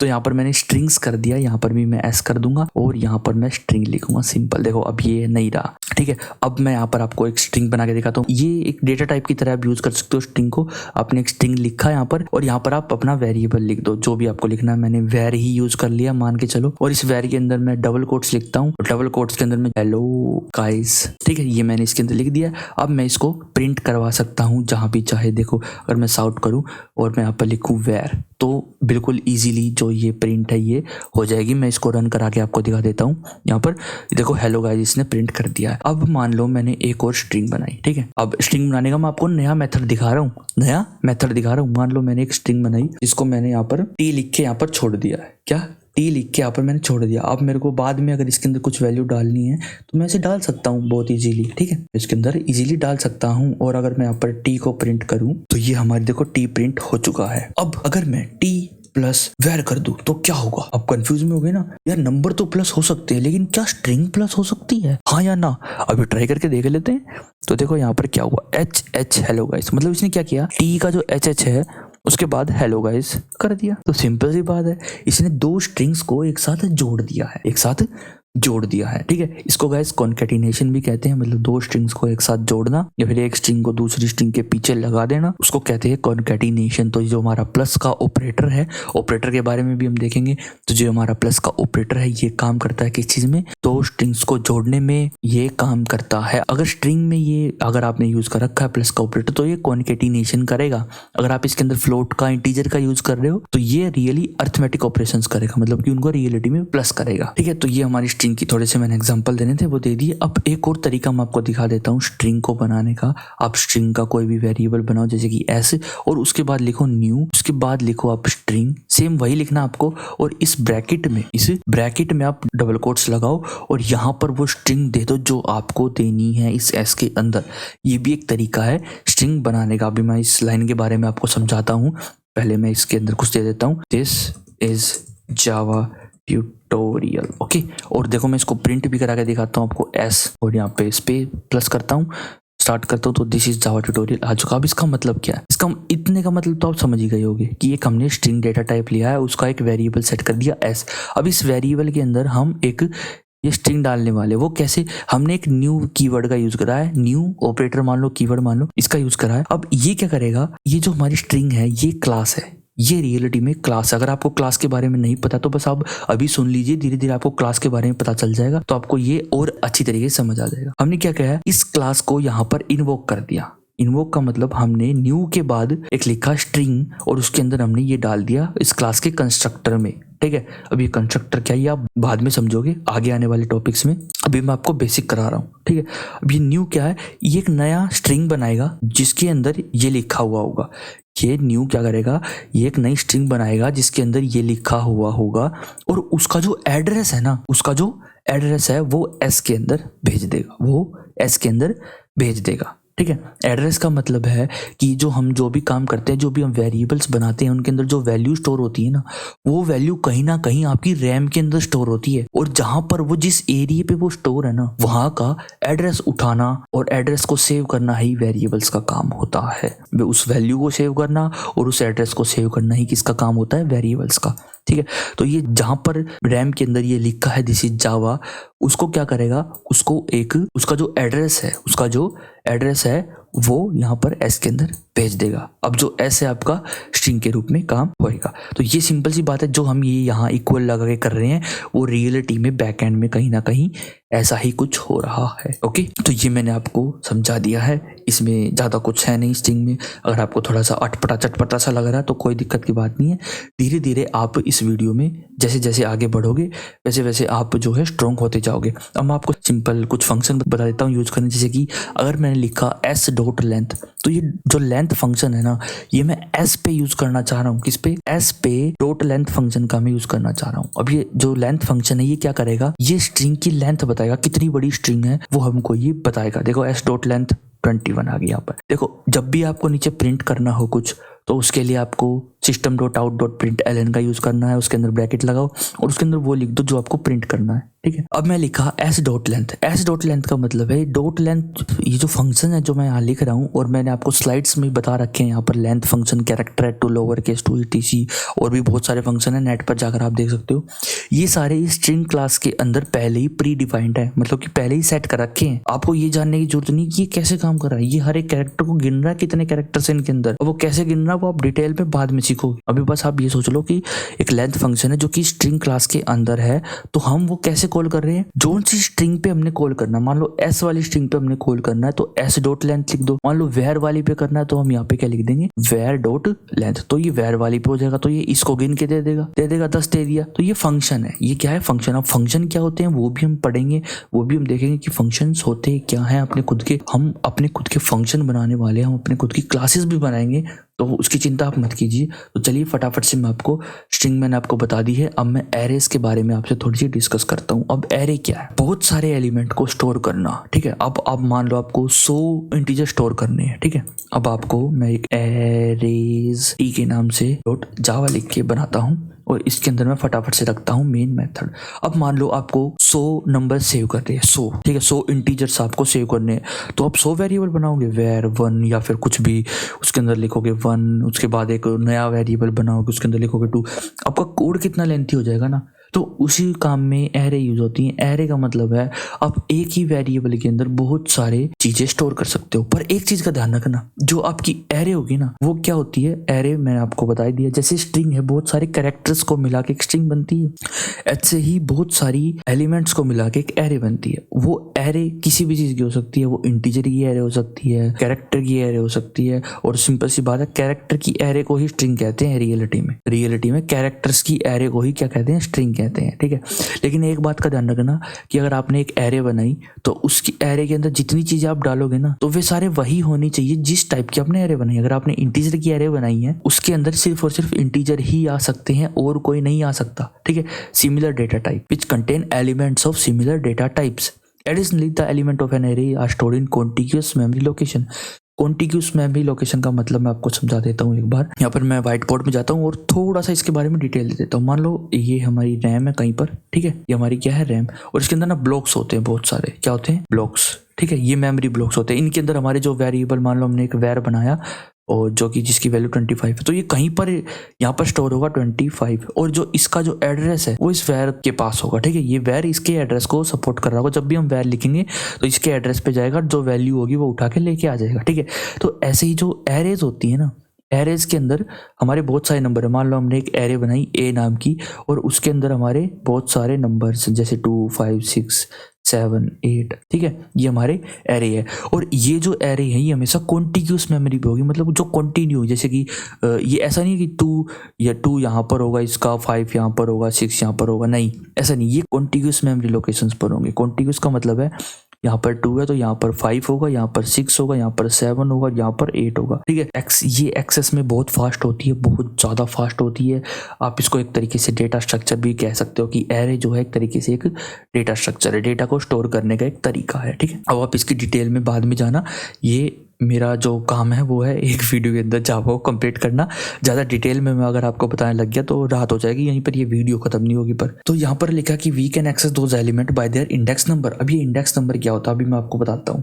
ठीक है, तो ये एक एरे है, तो इसके अंदर ना इंडेक्सिंग होती है। जैसे आपकी बुक्स होती है, बुक के अंदर बहुत सारे चैप्टर होते हैं, तो बुक्स के जो चैप्टर है उनकी भी इंडेक्सिंग करी गई होती है कि इस पेज पर ये चैप्टर है, इस पेज पर ये है ना, तो इसकी भी इंडेक्सिंग करी गई है जो कि स्टार्ट होती है। जो पहला एलिमेंट हमारा वो होगा 0 पर, दूसरा होगा हमारा 1 पर, तीसरा होगा हमारा 2 पर, चौथा होगा हमारा 3 पर, पांचवा होगा हमारा 4 पर। तो 0 से स्टार्ट होती है, 1 से नहीं होती है, ध्यान रखना। जितनी भी आप एरे देखो, जितनी भी लैंग्वेजेस हैं, ज्यादातरों में मोस्ट कॉमनली 0 से जो आपकी इंडेक्सिंग है एरेज की वो स्टार्ट होएगी। ठीक है, एरे की या लिस्ट की कहाँ से स्टार्ट होगी? 0 से स्टार्ट होगी। ओके, ये आपको ध्यान रखना है, जरूरी है। 0 से जो इंडेक्सिंग है वो स्टार्ट होएगी। ठीक है, उसके बाद 1 2 3। अगर आपको ये वाला एलिमेंट चाहिए तो इसके इंडेक्स नंबर क्या है? 2 है, इसका इंडेक्स नंबर 2 है, तो सिंपल सी बात आप लिखोगे ए, स्क्वायर ब्रैकेट्स लगाओगे और ये क्या कर देगा आपको 6 दे देगा। क्या दे देगा? 6, मतलब कि तीसरे नंबर वाला एलिमेंट आपको दे देगा। तो ये आपको ऐसे करना है। अब मैं आपको कोड करके भी इसको बता देता हूँ यहाँ पर। अब मैं एक एरे बनाता हूँ, तो सबसे पहले एरे बनाने का तरीका क्या होता है। ठीक है, आप एक इंट लिखो, मतलब कि जो हमने इंटीजर की एरे बनानी है, उसके बाद आप स्क्वायर ब्रैकेट्स लगाओ। क्या लगाओ? स्क्वायर ब्रैकेट्स लगाओ, स्पेस दो, फिर वेरिएबल का नाम लिख दो, जिस नाम से आपने एरे बनानी है, कुछ भी लिख दो, ARR लिख दिया मान लो मैंने। अब आपको क्या करना है? इक्वल लगाना है। इक्वल लगवाने के बाद आपको लिखना है न्यू इंट, और फिर आपको ये लगाने हैं स्क्वायर ब्रैकेट्स, और उसके अंदर आपको यहाँ पर इस स्क्वायर ब्रैकेट में आपको लिखना कि कितनी बड़ी एरे आपको चाहिए, कितने नंबर आपको स्टोर करवाने। मान लो मेरे को 5 करवाने, तो मैं 5 लिख दूंगा, और ये जो एरे है ये 5 नंबर स्टोर करने के लायक हो चुकी है। अब ये 5 नंबर स्टोर कर सकती है। अगर मैं यहाँ पर लिखूँ ARR 0 = 56, ओके, यहाँ पर मैंने 56 कर दिया। और अब मैं इसको कॉपी करता हूँ। कॉपी करने के बाद यहाँ पेस्ट नहीं, मैं एक काम करता हूँ, इसका साइज छोटा करके इसको 3 ही कर लेता हूँ, आपको आसानी से समझ आ जाएगी। मान लो मैंने 3 लिख दिया, तो अब ये ARR के पास अब पता क्या, देखो मैं आपको बताता हूँ।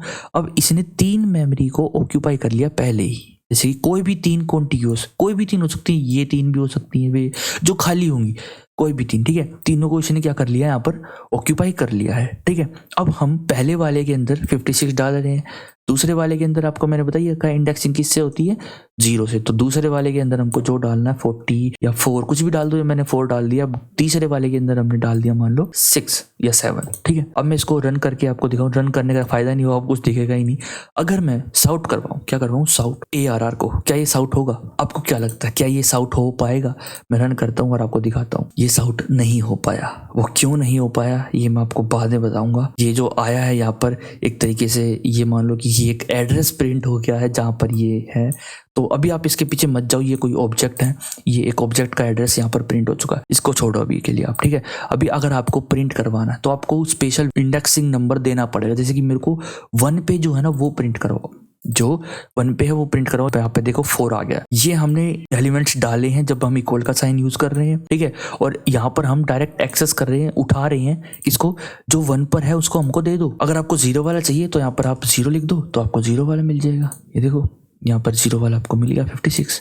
तो ये ऐसे आप एरे बना सकते हो। ऐसा नहीं सिर्फ इंटीजर की, आप कैरेक्टर की, फ्लोट की, अपने खुद के प्रिमिटिव डेटा टाइप्स अगर आपने बनाए हैं तो उनकी भी एरे इसी तरीके से बनेगी। उनकी भी एरे सेम टू सेम इसी तरीके से बनेगी। ठीक है, और तो एरेज का यूज ज्यादातर गाइस जहाँ पर आपकी जैसे चेस वगैरह गेम बनाना है तो उसमें आपको एरे का यूज करना पड़ेगा, मल्टी डायमेंशनल एरेज। अब मल्टी डायमेंशनल एरेज क्या होती है वो मैं आपको दिखाता हूँ। पहले आप ये देख लो, ये आप खुद ही पढ़ लेना। ठीक है, ये सिंटैक्स है एरे क्रिएट करने का, और ये है जैसे कि मैंने इसके अंदर कुछ असाइन करा, कुछ वेरिएबल्स इसके अंदर सेव कराया, कुछ डेटा तो वो है। और इसको प्रिंट करने के लिए या फिर इस एलिमेंट को एक्सेस करने के लिए हम ऐसे स्क्वायर ब्रैकेट्स का यूज करते हैं। मैं आपको एक और चीज बता दूं कि मान लो अगर आपको एक एरे बनानी है सिंपली, तो आप एक तो ये तरीके से बना सकते हो, और आप एक बना सकते हो इंट लिखो और यहाँ पर स्क्वायर ब्रैकेट लगाओ और उसके बाद नाम लिखो अपनी ARR का, जो एरे का जो भी आपको बनानी है, और उसके बाद आप कर्ली ब्रैकेट्स लगा दो। क्या लगा दो? कर्ली ब्रैकेट्स, और उसके बाद सेमीकोलन लगा दो। ठीक है। अब मैं आपको दिखाता हूँ, यहाँ पर मैं ARR1 लिखता हूँ, ठीक है। और अब यहाँ पर आप जो वैल्यूज आपको देनी है एरे के अंदर वो डाल दो, जैसे कि 4 डाल दिया, 6 डाल दिया, 2 डाल दिया, 89 डाल दिया, 45 डाल दिया, जितनी डालनी है डाल दो। ये ऑटोमेटिकली उतनी साइज की बन जाएगी जितने एलिमेंट्स आपने इसके अंदर डाले हैं। अगर मैं 0 वाला प्रिंट करूँ तो यहाँ पर 4 प्रिंट होना चाहिए, ये 0 पर, तो ये है इंडेक्सिंग पे 4 हमारा आ चुका है। अगर आप इंडेक्सिंग से बाहर वाला प्रिंट करने की कोशिश करोगे जो कि है ही नहीं, तो हमारा यहाँ पर एरर आ जाएगा इंडेक्स आउट ऑफ बाउंड, ठीक है। Index out of bound error आ जाएगा, जो आपका प्रोग्राम है वो बंद हो जाएगा। तो ऐसे आप बाहर की जितनी बड़ी एरे उससे ज़्यादा बाहर का एक्सेस करने की कोशिश करोगे तो आपका एरर शो कर देगा। अब बात करते हैं 2D और 3D एरेज के बारे में। 2D एरेज आपको बनानी है तो आपको यहाँ पर टॉप ब्रैकेट्स यूज करने पड़ेंगे और यहाँ पर आपको दोनों का साइज बताना पड़ेगा कि पहले वाले कितनी, दूसरे वाली कितनी। अब 2D एरेज कुछ आप इमेजिन कर सकते हो कुछ इस तरीके से, 3 रोज 3 कॉलम, तो यहाँ पर 3 रोज बनेगी, 3 कॉलम बनेगी।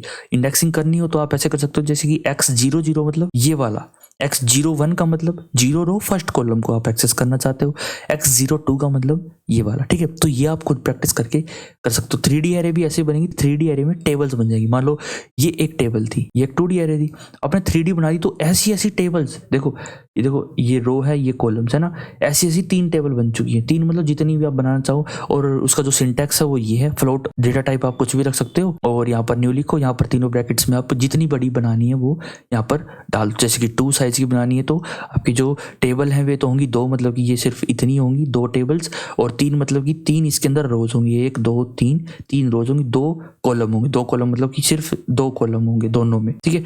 ये कुछ ऐसी बन जाएगी, ठीक है। ये मैंने आपको बस एग्जांपल दे रखा है कि आप ऐसे इमेजिन कर सकते हो 3D एरेज को और ऐसे इमेजिन कर सकते हो 2D एरेज को, ओके। अब हम देखते हैं कास्टिंग के बारे में। अब कास्टिंग क्या है, मतलब कि एक डेटा टाइप से दूसरे डेटा टाइप में चेंज करना। तो हमारी जो कास्टिंग वो 2 टाइप की होती है, एक इम्प्लिसिट और एक एक्सप्लिसिट। इम्प्लिसिट मतलब कि जो जावा आपको खुद अपने आप करवा देती है, मतलब कि अगर आप चाहो तो कर सकते हो, वो मैं आपको बताता हूँ कैसे। कि अगर बाइट को आपको शॉर्ट में करना तो आप इजीली कर सकते हो। कैसे कर सकते हो मैं अभी आपको दिखाता हूँ। एक मैं यहाँ पर कास्टिंग जावा लिखता हूँ और कास्टिंग टी लिखता हूँ, टी फॉर ट्यूटोरियल डॉट जावा लिखता हूँ और यहाँ पर मैं एक मेन मेथड बनाता हूँ, ठीक है। और अगर मान लो मैंने एक शॉर्ट वेरिएबल बनाया, ठीक है, शॉर्ट बनाया मैंने, इसका नहीं बाइट का बनाता हूँ, एक बाइट का बनाया मैंने, ठीक है, वेरिएबल v नाम से, ओके। इसके अंदर मैंने 1 स्टोर कर दिया। क्या स्टोर कर दिया? 1। अगर मैं इसको इंटीजर में कन्वर्ट कराना चाहूँ तो मैं सिंपल सी बात ऐसे लिख सकता हूँ कि एक मैंने इंटीजर का वेरिएबल बनाया p और उसके अंदर मैंने v डाल दिया, तो ये डल जाएगा इजीली, कोई दिक्कत की बात नहीं है। अब मैं इस इंटीजर के वेरिएबल को किसी लॉन्ग में सेव करवाना चाहूँ ना, लॉन्ग में जैसे कि मैंने i ले लिया तो उसके अंदर मैं p डालूँ तो डल जाएगा। अगर मैं इसके अंदर v डालूं तो भी डल जाएगा, ठीक है। तो इसमें आपको दिक्कत नहीं होगी। ये होगी आपकी एक्सप्लिसिट, ये क्या होगी आपकी एक्सप्लिसिट। अब ये मैं क्या कर रहा हूँ, ये हरा आपको दिख रहा होगा, मैंने पहले भी किया है ये इसमें, है ना, ये मैंने एरेज में। ये क्या, ये है गाइस कमेंटिंग। जब आप किसी लाइन को कमेंट करना चाहते हो तो उसके आगे आप 2 स्लैशेस लगा दीजिए, वो कमेंट आउट हो जाएगी। मतलब कि जो कंपाइलर है वो उनको रीड नहीं करेगा, वो उनको इग्नोर कर देगा। ये अगर आपको प्रोग्राम में कुछ लिखना हो उसके लिए ये काम आते हैं, इनको कमेंट्स कहते हैं, ठीक है। अगर मान लो मैंने एक इंटीजर बनाया p नाम का, ठीक है, और उसके अंदर मैंने 56 डाल दिया, मान के चलो। अगर मैं इसको बाइट के एक किसी वेरिएबल में, बाइट का वेरिएबल है i या फिर b ले लेता हूं, b इक्वल्स टू, और मैंने p लिख दिया, तो यहां पर एरर आ जाएगा। यहां पर एरर आ जाएगा कि यहां पर हम कन्वर्ट नहीं कर सकते इंटीजर से बाइट के अंदर, हम इंटीजर से बाइट के अंदर कन्वर्ट नहीं कर सकते। तो यहां पर आपकी इम्प्लिसिट जो है वो खत्म हो जाती है, इम्प्लिसिट वो खत्म हो जाती है। अगर आपको जबरदस्ती करना है ना, फिर आपको एक्सप्लिसिट करनी पड़ेगी ऐसा करके, ठीक है। जब मैंने आपको डेटा टाइप्स कराए थे, ठीक है, ये डेटा टाइप्स की स्टोरेज है, मतलब कितनी बाइट्स वो रैम के अंदर लेता है।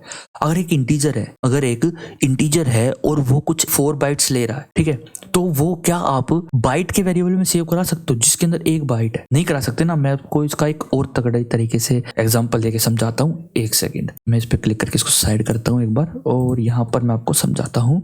मान लो एक बाल्टी है, ठीक है, एक बाल्टी है, ये 2 लीटर की, ये है 2 लीटर की बाल्टी, और ये है एक और बाल्टी जो है 5 लीटर की, ठीक है। अब आपने 2 लीटर में बाल्टी में पानी भर लिया पूरा। जब आप इसको इसमें डालोगे तो ये इजीली आ जाएगा ना। तो ऐसे ही जो हमारा बाइट है वो है हमारा 1 बाइट का, ठीक है, और जो हमारा इंट है वो है हमारा 4 बाइट का। तो जब आप इस कंटेनर की चीज इस कंटेनर में डालोगे, ये कंटेनर तो बड़ा है ना, तो वो इजीली आ जाएगी। मान लो आपने 5 लीटर पानी पूरा भर लिया, और जब आप इस पानी को जब आप इस 2 लीटर में डालोगे, आपने डाल दिया, तो इसके अंदर तो सिर्फ 2 लीटर आएगा। इसके अंदर क्या आएगा? सिर्फ 2 लीटर आएगा, बाकी सारा वेस्ट हो जाएगा, खिंड जाएगा नीचे, है ना। आपकी टाइप कास्टिंग है वो बड़े से छोटे में करते वक्त नहीं काम करती है, ठीक है। और अगर आप जबरदस्ती कराते हो तो फिर आपका लॉस जो है वो तो होना है भाई, होना है, कर ही नहीं सकते, लॉस होएगा। अगर आप जबरदस्ती करोगे तो लॉस होएगा। अब वही है, जबरदस्ती कैसे करोगे वो आप ऐसे करोगे। मान लो एक डबल वेरिएबल बनाया आपने या फ्लोट बनाया, अगर आपको इसको इंटीजर में कन्वर्ट करोगे तो कैसे, देखो मैं आपको दिखाता हूँ। यहाँ पर मान लो एक 16.692 कुछ भी, मान लो ये एक फ्लोट वेरिएबल है, ठीक है, फ्लोट वेरिएबल है। अब फ्लोट का मतलब है पॉइंट्स, और पॉइंट के बाद कुछ वैल्यूज। और जो इंटीजर होता है उसके अंदर पॉइंट्स नहीं होते हैं, उसके अंदर सिर्फ 16 आएगा। तो जैसे आप इसको इसमें कन्वर्ट कराते हो तो ये जो डेटा है ये हमारा लॉस्ट हो गया, 692 ये हमारा लॉस्ट हो गया, ठीक है। हमारे पास क्या बचा? 16। अब कहीं पर प्रीसियस कैलकुलेशन है, वहां पर पॉइंट्स की वैल्यू भी जो है वहां पर आपकी नोट करनी है। तो वहां पर अगर आप इंटीजर में कन्वर्ट करा लोगे उस फ्लोट को तो ये डेटा लॉस्ट हो जाएगा। बाद में आप अगर इसको वापस फ्लोट में करवाओगे तो ये कुछ ऐसा बनेगा 16.000, ठीक है। लेकिन ये डेटा तो गया ना हमारा, ये डेटा लॉस्ट हो गया। ये एग्जांपल इसी का, 5 लीटर पानी आपने 2 लीटर वाली बाल्टी में डाल दिया तो बाकी का 3 लीटर तो खिंडेगा ही खिंडेगा, क्योंकि उसके पास स्पेस ही 2 लीटर जितना, भाई उसके पास स्पेस ही 2 लीटर जितना है, तो ये तो होना ही था, ठीक है। तो यही है हमारा टाइप कास्टिंग। एक्सप्लिसिट मतलब कि जब आप किसी हाइयर डाटा को लोअर डाटा में करा रहे हो तो वहां पर जो है, जो आपका डेटा है उसको लॉस होने के चांसेस बहुत ज़्यादा हैं, ज़्यादा नहीं है ही हैं, पर हाँ एक टाइम पर आपका जो डेटा है वो बच जाएगा। मान लो ये 5 लीटर की बाल्टी है और ये 2 लीटर की बाल्टी है, ठीक है, और इसके अंदर आपने 1 लीटर पानी भर रखा 5 लीटर वाली में, और जब आप इसको इसमें डालोगे तो इजीली आ जाएगा, वो इजीली आ जाएगा। और इम्प्लिसिट तो मैंने बताई दी, जब आप छोटे से बड़े में जाते हो तो इजीली कन्वर्ट कर सकते हो, कोई प्रॉब्लम आपको नहीं आएगी, तो डेटा लॉस का भी चांसेस नहीं होते, ठीक है। अब कुछ ऑपरेटर्स के बारे में आपसे बात करने वाला हूँ, ठीक है। ऑपरेटर्स यहाँ पर बहुत तरीके के, अदर्स में भी बहुत आ जाते हैं, जैसे बिटवाइज ऑपरेटर हो गया, बहुत ऑपरेटर है अदर्स में भी, तो अदर्स की बात बाद में करेंगे। जो मेन आपके ऑपरेटर्स हैं वो मैं आपको बताता हूँ। कुछ हैं लॉजिकल ऑपरेटर्स, जो कि आपके लॉजिकल होते हैं कि भाई हाँ या ना वाले, एंड, ये इसको कहते हैं हम एंड, इसको कहते हैं और, इसको कहते हैं नोट, ठीक है। ये हम कहाँ यूज करेंगे वो मैं आपको बताऊंगा। ये हमारे अर्थमेटिक ऑपरेटर्स, अर्थमेटिक तो आपको पता ही होगा, जैसे प्लस हो गया, माइनस हो गया, मल्टीप्लाई हो गया, डिवाइड हो गया, मॉड्यूलो हो गया, हमारा इंक्रीमेंट ऑपरेटर हो गया, डिक्रीमेंट। ये 2 माइनस के साइन है, कभी एक डैश सोचो इसको, 2 माइनस के साइन है, ठीक है। ये हमारे रिलेशनल ऑपरेटर, जो कि रिलेशन चेक करते हैं, जैसे कि क्या हमारा 2 इक्वल टू है या नहीं है, not equal to, greater than, less than equal to, greater than equal to, ये हमारे हैं रिलेशनल ऑपरेटर। कुछ है हमारे असाइनमेंट ऑपरेटर्स। अब ये क्या चीज़ होते हैं ये मैं आपको बताता हूँ। असाइनमेंट का पता ही होगा आपको, इक्वल का साइन, किसी वैल्यू को किसी चीज़ में असाइन करना, प्लस इक्वल, ये हमारे कुछ असाइनमेंट ऑपरेटर्स हैं। इनके बारे में आप प्रैक्टिस करके सीख जाओगे, जैसे जैसे मैं आपको कराता रहूँगा प्रोग्राम्स, वो आप सीखते जाओगे, कोई दिक्कत की बात नहीं है। आपको ऑपरेटर्स के बारे में इतना ही बताना चाह रहा था, क्योंकि इनकी डिटेल में अगर मैं जाऊंगा तो बहुत ज़्यादा बड़ी वीडियो हो जाएगी। अब आपको ये वीडियो मैंने शॉर्ट में कंप्लीट करानी है, तो सिंपल सी बात है ना यार। देखो, प्लस करने वाले, माइनस, ये अर्थमेटिक आपको पता ही है। लॉजिकल कहाँ यूज होते हैं वो मैं आपको बताऊंगा जब इनकी बारी आएगी, ठीक है। ऐसा नहीं है कि मैं आपको कराऊंगा ही नहीं, ये कराऊंगा जब इनकी बारी आएगी। रिलेशनल भी जब कराऊंगा जब इनकी बारी आएगी, अभी बताऊंगा फिर वहां दोबारा बताऊंगा तो प्रॉब्लम होगी ना। यहाँ पर असाइनमेंट ऑपरेटर्स आते हैं। असाइनमेंट मतलब किसी वैल्यू को किसी चीज़ में असाइन करना। इक्वल का तो आपको पता ही होगा, लेकिन ये क्या चीज़ दे दी, इसके बारे में करेंगे डिस्कस, ठीक है। इसके बारे में डिस्कस करेंगे बाद में, ओके। अभी हम देखते हैं कि जावा के अंदर आपको अगर यूज़र से इनपुट लेना तो आप कैसे लोगे, ठीक है। और यूज़र से इनपुट लेना एक बहुत ज़रूरी काम होता है किसी भी लैंग्वेज में। अगर आप यूज़र से इनपुट नहीं ले सकते तो क्या फ़ायदा है, तो कोई फ़ायदा नहीं है, ठीक है। तो टेकिंग इनपुट डॉट जावा, ओके, यहाँ पर मैंने बना लिया और यहाँ पर मैं फटाफट से बनाता हूँ मेन फंक्शन तैयार है अपना।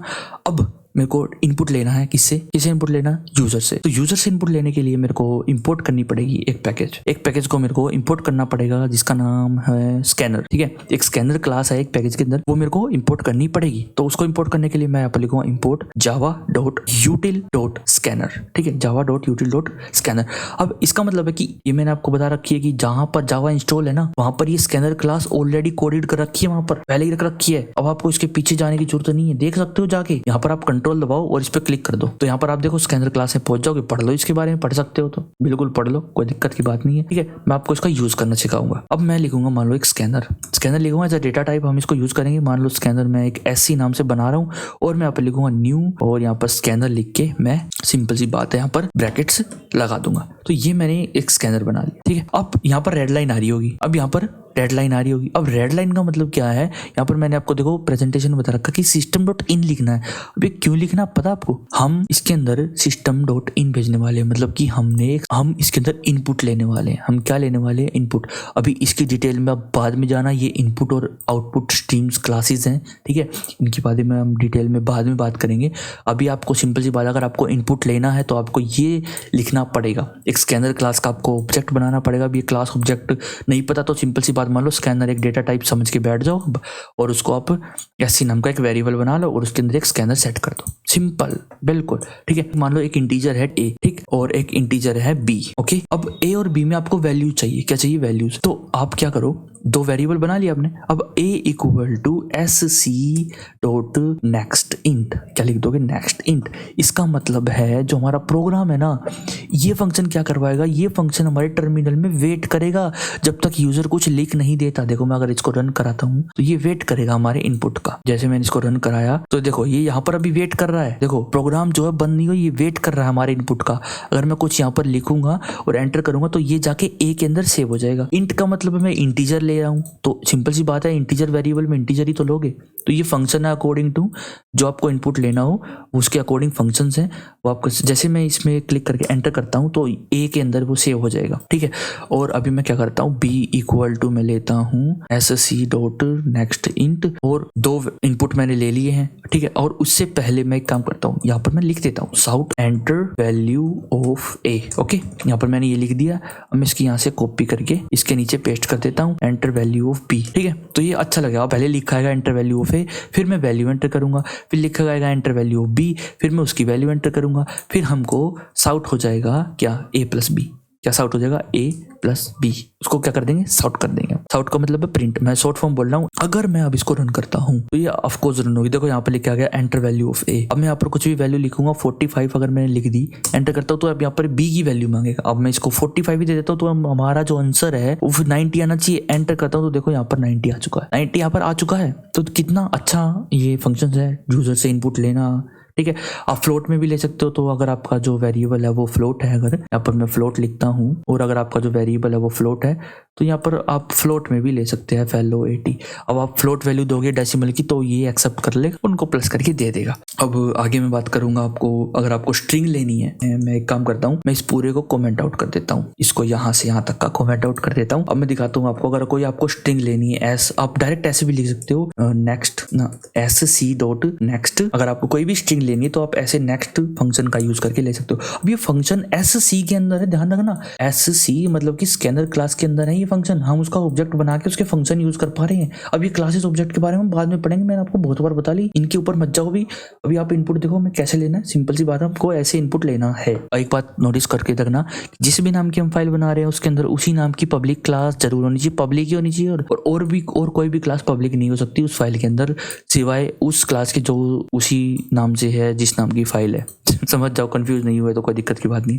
अब मैं क्या करता हूँ, यहाँ पर मैं लिखता हूँ enter your name, enter anything. मैं यहाँ पर साउट करता हूँ एंटर एनीथिंग। ठीक है, एंटर एनीथिंग। ओके, और यहाँ पर मैं क्या करता हूँ, यहाँ पर मैं सिंपली एक साउट लिखता हूँ, साउट, और मैं एस को यहाँ पर प्रिंट करवा देता हूँ। जो हम लिखेंगे हम उसको प्रिंट करवा देंगे। इसको मैं रन करता हूँ तो रन करने के बाद यहाँ पर एंटर एनीथिंग आ गया। अब मैं लिखता हूँ हेलो गाइस, एंटर करता हूँ तो हेलो आया। जी क्या चक्कर, मैंने लिखा हेलो गाइस लेकिन एंटर करने पर हेलो आया, ये क्यों भाई? इसको सोल्व करने के लिए नेक्स्ट क्या है, एक आपकी स्ट्रिंग लेगा लेकिन ये स्पेस से पहले तक की लेगा। कुछ भी लिख लो, जैसे ही स्पेस को ये देखेगा तो ये उससे पहले की ही लेगा, मतलब कि ये सिर्फ और सिर्फ एक वर्ड को लेगा। अगर आपको पूरी स्ट्रिंग चाहिए तो उसके लिए आप क्या करो, इसको तो मैं कमेंट आउट कर देता हूँ, उसके लिए आपको लिखना पड़ेगा नेक्स्ट लाइन। ठीक है, ये एक मेथड है नेक्स्ट लाइन का। अब पूरी की पूरी जो भी आप लाइन लिखोगे वो पूरी लेगा। एक सेकंड, कहाँ लिख रहा है भाई तू? यहाँ लिखना है मेरे को, हेलो गाइस कैसे हो आप लोग। जैसे मैं इसको एंटर करता हूँ तो देखो नीचे प्रिंट हो गया हेलो गाइस कैसे हो आप लोग। पूरी की पूरी जो जो मैं लिखा वो एज अ इनपुट इसने एस के अंदर सेव कर दिया और फिर एस को क्या कर दिया, प्रिंट कर दिया। तो देखो कितना अच्छा है हमारा इनपुट लेना, कितना ईजी है यार, ज्यादा दिक्कत की बात नहीं है। और इसके बारे में आप डिटेल में यहाँ पर पढ़ सकते हो। और यहाँ पर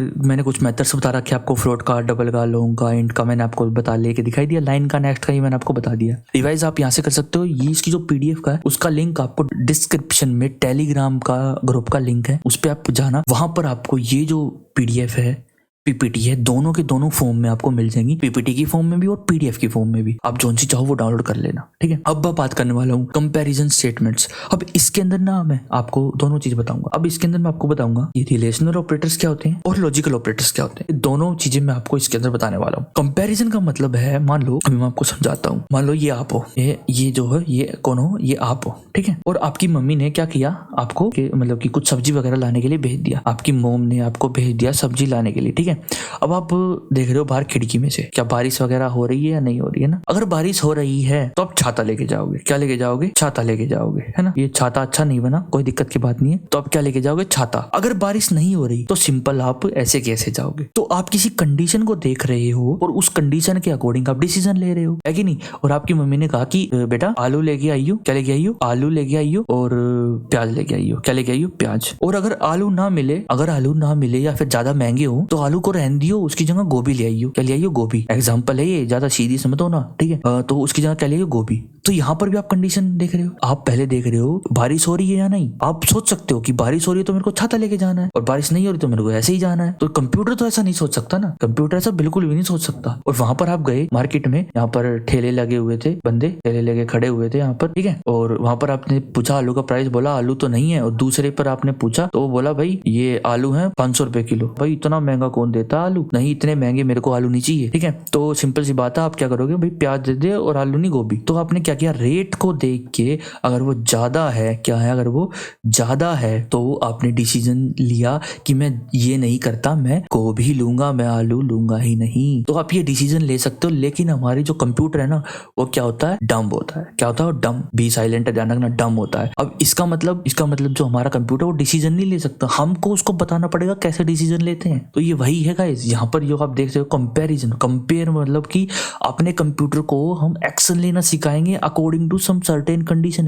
किसी कंडीशन पे हम कंप्यूटर को एक्शन लेना सिखाएंगे इसके अंदर। अब आपको इतना तो समझ आ गया होगा कि कंप्यूटर जो है वो है डम्ब, वो डिसीजन नहीं ले सकता। तो उसके लिए प्रोग्रामिंग लैंग्वेजेस में कंडीशंस के लिए कुछ स्टेटमेंट्स रखी जाती हैं। मतलब कि जावा में हमारी दो स्टेटमेंट्स, एक तो स्विच स्टेटमेंट है और एक इफ एल्स स्टेटमेंट है, जो कि हमारी कंडीशन के अकॉर्डिंग एक्शन लेने में मदद करती है। तो सबसे पहले हम करने वाले हैं स्विच केस का, ठीक है। ये जो कोड है ये आपके रिवीजन के लिए मैं आपको फटाफट से कोड करवाता हूँ। तो इसके अंदर मैं बनाता हूँ फटाफट से कंडीशंस नाम से एक फाइल बनाता हूँ, कंडीशंस ओके डॉट जावा। अब इसके अंदर मैं आपको क्या बताऊंगा, इफ एल्स भी बताऊंगा, और इफ एल्स के साथ साथ मैं आपको स्विच केस भी इसी फाइल के अंदर बता दूंगा। अब मैं इसके अंदर फटाफट से एक मेन फंक्शन बनाता हूँ, और ये हमारा मेन फंक्शन जो है बनके तैयार हो चुका है। अब मैं इसके अंदर आपको स्विच केस और इफ एल्स के बारे में बताऊंगा।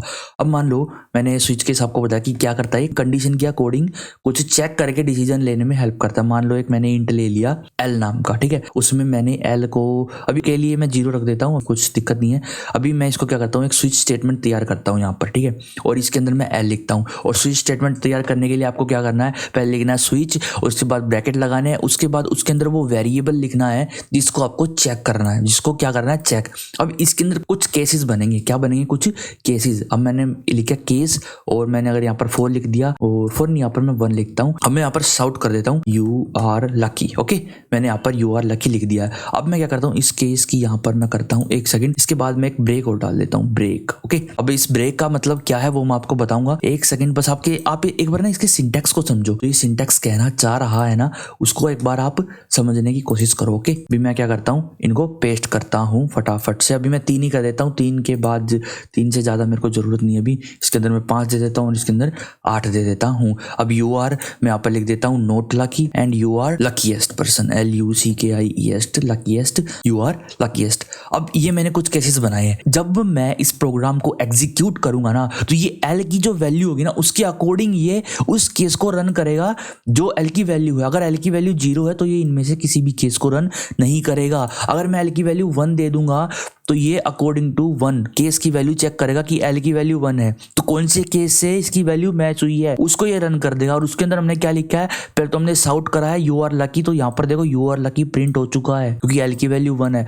और उसके बाद ब्रेक कर दिया इसने स्विच को। अब ये ब्रेक का सिस्टम मैं आपको समझाऊंगा, पहले मैं आपको दिखा देता हूँ कि देखो 5 लिखता हूँ जैसे मैं, तो यहाँ पर क्या हो रहा है, हमारा यू आर नॉट लकी आ रहा है। और जैसे ही मैं 8 लिखता हूँ तो हमारा क्या आएगा, हमारा आएगा यहाँ पर यू आर लकीएस्ट। आ रहा है ना, बिल्कुल मस्त आ रहा है। अगर बाई चांस मैंने लिख दिया यहाँ पर 9 तो इसमें है ही नहीं, तो क्या आने वाला है यहाँ पर, तो यहाँ पर कुछ भी नहीं आएगा। और उसकी सॉल्यूशन के लिए अगर आपने कुछ यूजर से इनपुट लेना है और उसके अकॉर्डिंग ये स्विच के सेटअप करना है, तो उसके अकॉर्डिंग आपको एक डिफॉल्ट वैल्यू भी सेट करनी होगी कि अगर यूजर कुछ गलत लिख दे तो क्या करना चाहिए। तो यहाँ पर आप डिफॉल्ट भी रख सकते हो, डिफॉल्ट के अंदर आप कुछ भी लिख दो। जैसे मैं एक साउट लगाता हूँ इसके अंदर, और साउट लगाने के बाद मैं इसमें लिखता हूँ you are dumb. Okay, you are dumb, ये मैंने लिख दिया है।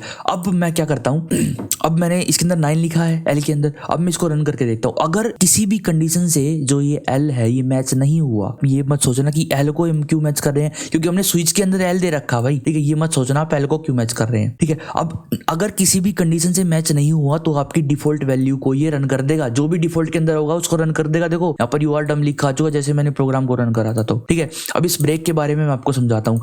अगर मैं इन ब्रेक्स को क्या कर दूं, कमेंट आउट कर दूं।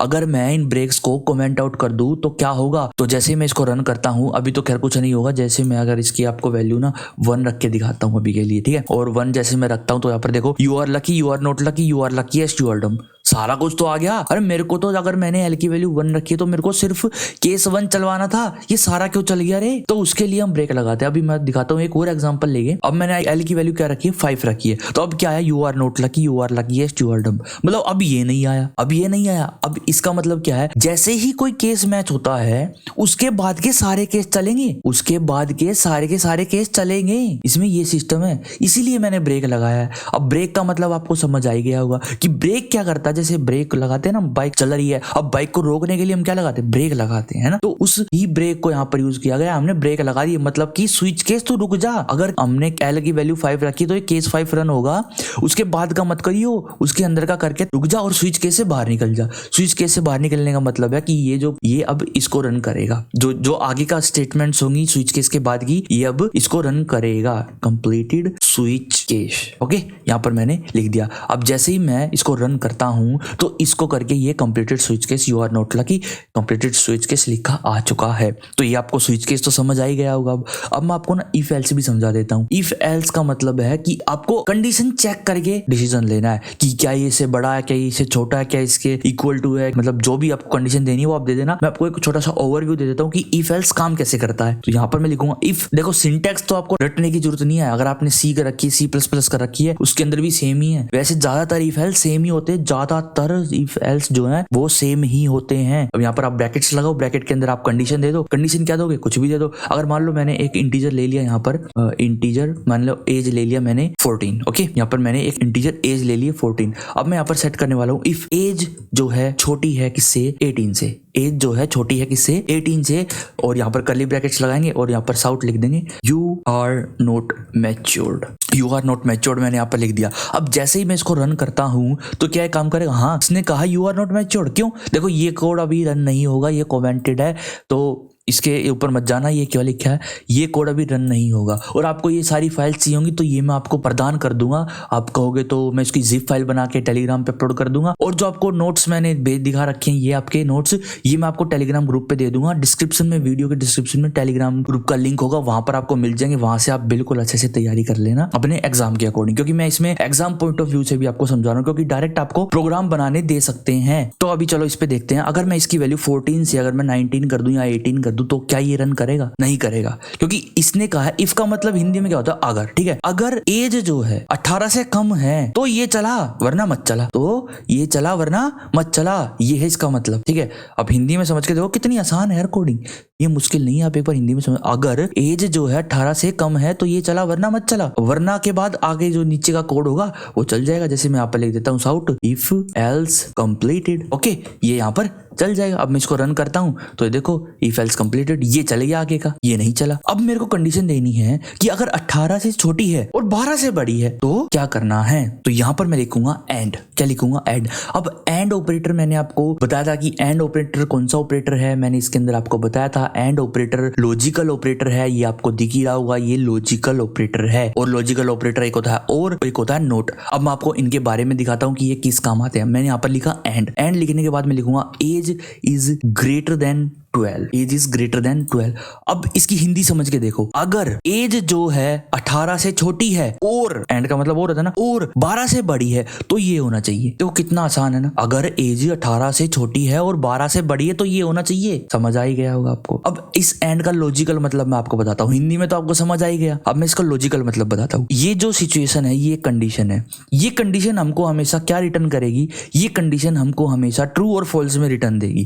क्या देगी, ट्रू और फॉल्स में रिटर्न देगी। अभी के लिए मैं इसको आपको कमेंट आउट करता हूं और मैं इसके बारे में आपको थोड़ा सा बताता हूं डायरेक्टली, ठीक है। अब मैं डायरेक्ट साउट करूंगा, यहाँ पर मैं एक ब्रैकेट बनाता हूं। क्या बनाया, एक ब्रैकेट, इसके अंदर मैंने लिखा 3 लेस देन 2। अब आप बताओ ये ट्रू है या फॉल्स। आपके हिसाब से क्या 3 छोटा है 2 से, ये फॉल्स है ना, तो ये हमको फॉल्स रिटर्न दे देगा और प्रिंट क्या हो जाएगा, फॉल्स हो जाएगा, ठीक है। अगर मैं इसी को कर दूं कि ये 3 ग्रेटर देन 2 है तो ये क्या हो जाएगा, ये ट्रू हो जाएगा। अब मैं क्या करता हूं, अब मैं यहाँ पर एक और कंडीशन बनाता हूं। अब मैं यहाँ पर क्या करता हूं, एक और कंडीशन बनाता हूं। क्या 6 इक्वल 6। अब ये क्या करेगा, क्या जो 6 है वो इक्वल है 6 के, वो चेक करेगा, ठीक है। और मैं चाहता हूं कि ये दोनों को चेक करे, ये इन दोनों को चेक करे। अगर दोनों ट्रू हैं तो ट्रू होना चाहिए, अगर दोनों फॉल्स हैं तो फॉल्स होना चाहिए। समझ गए होगे।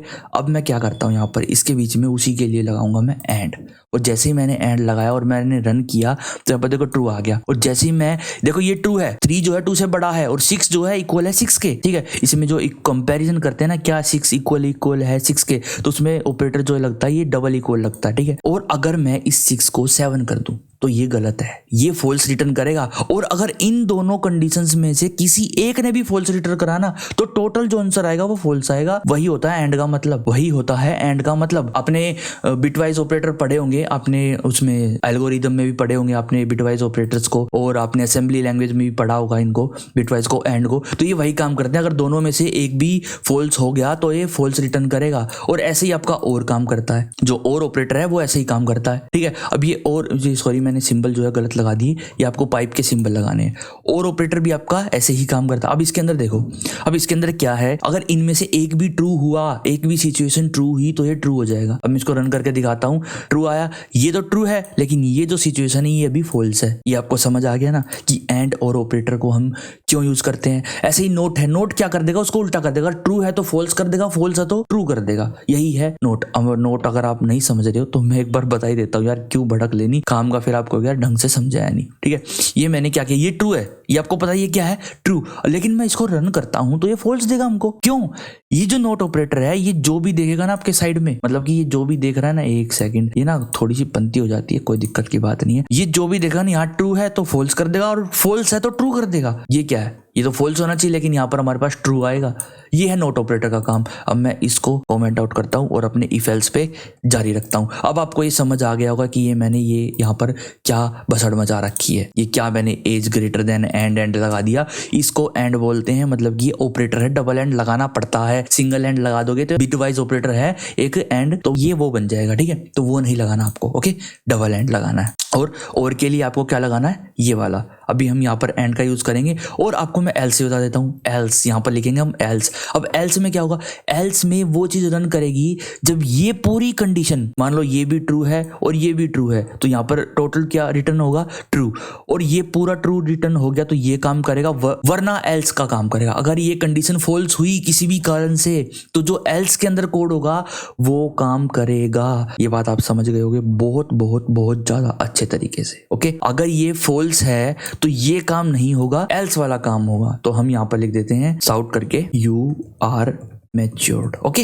यहाँ पर मैंने ये लिख दिया है। अब मैं इसको रन करता हूं तो एज हमारी 19, यू आर मैच्योर्ड लिखा आ चुका है। अगर मैं यहाँ पर लिख दूं एज हमारी 14 है तो ये क्या लिखा आएगा, यू आर नॉट मैच्योर्ड। देखो ये यू आर नॉट मैच्योर्ड लिखा आ चुका है। इफ एल्स का मतलब आप समझ ही गए होगे। अब मैं क्या करता हूँ, अब इसके बाद मैं एक और एल्स बनाता हूँ। अब आप कहोगे यार दो एल्स नहीं चलते हैं, मेरे को पता है, लेकिन मैं आपको एक दूसरी चीज दिखाने वाला हूँ। यहाँ पर मैं लिखूंगा sout you are child. Okay, you are child. अब चाइल्ड की कंडीशन देने के लिए अब यहाँ पर आप एल्स इफ भी लगा सकते हो, ठीक है, एल्स इफ ये भी आप सेट कर सकते हो। और हाँ, इफ के अंदर कोई लूप के अंदर इफ, और ये आप एक दूसरे के अंदर नेस्ट कर सकते हो। इसमें आपको कोई प्रॉब्लम नहीं होने वाली। नेस्टिंग का आपको पता होगा ना कि अगर एक इफ के अंदर आप एक और इफ यहाँ पर लगा दो नीचे इसके अंदर ही, तो वो काम चल जाएगा। ऐसा नहीं है कि हम इफ के अंदर इफ नहीं लगा सकते। ओके, यहाँ पर मैं कंडीशन दूंगा, अगर एज जो है छोटी है और इक्वल टू है 12 के, छोटी है और इक्वल टू है 12 के, यहाँ पर मैं एज लिखता हूँ, और तो ये क्या होना चाहिए, तो ये प्रिंट होना चाहिए, ठीक है।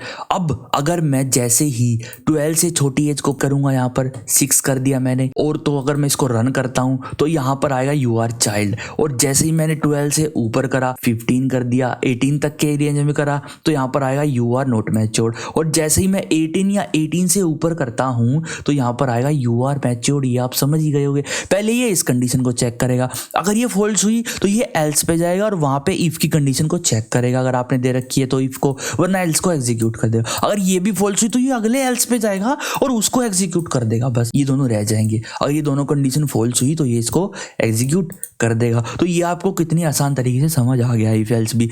अब इफ एल्स की बातें हम बाद में करेंगे, अब क्योंकि इफ एल्स हमारा कंप्लीट हो चुका है, ये आपको समझ आएगा। ये आपका एक डायग्राम है, इससे आप पेपर में बना के आओगे तो ज़्यादा अच्छा रहेगा। अगर आपको इफ एल्स के बारे में पूछ लिया जाए कि कैसे इफ एल्स काम करता है, थोड़ा सा उसका ब्लॉक बना के दिखाओ, तो यहाँ पर आप ये डायग्राम बना सकते हो। जैसे कि ये कोई कंडीशन थी, अगर वो ट्रू हो गई तो इफ वाला कोड काम करना, अगर वो फॉल्स हो गई तो यहाँ पर एल्स वाला कोड काम करेगा, या फिर आफ्टर इफ अगर एल्स कोड नहीं है तो। ओके, अब हम चलते हैं आगे की तरफ। आगे हमारी लूप स्टेटमेंट्स आती है कुछ। अब यहाँ पर लूप का मतलब आपको पता ही होगा, जब आप कोई गाना सुनते हो तो वो गाना एक टाइम पे खत्म होना है ना भाई, तो अब आप क्या करोगे, आप उस गाने को लूप पे स्टार्ट कर दोगे। लूप का मतलब जैसे ही वो गाना खत्म होगा नया गाना शुरू हो जाएगा, नया गाना शुरू हो जाएगा, या फिर वही दोबारा स्टार्ट हो जाएगा। आप चाहते हो कि मेरा गाना रुके नहीं, तो आप लूप पे उसको सेटअप कर दोगे, तो वो गाना चले ही जाएगा, चल ही जाएगा। यहाँ पर मैं आपको बता देता हूँ कि मान लो आपको प्रिंट करवाना है, प्रिंट मैं शॉर्ट फॉर्म लिख रहा हूँ, मैं पूरा साउट नहीं लिखने वाला। अगर आपको गिनती प्रिंट करवानी है 1, ठीक है, तो आप क्या करोगे, पहले प्रिंट लिखोगे 1, फिर प्रिंट लिखोगे 2, फिर प्रिंट लिखोगे 3। अगर 100 तक करानी है तो भैया आपकी लाइन ऐसे ही बढ़ती चली जाएंगी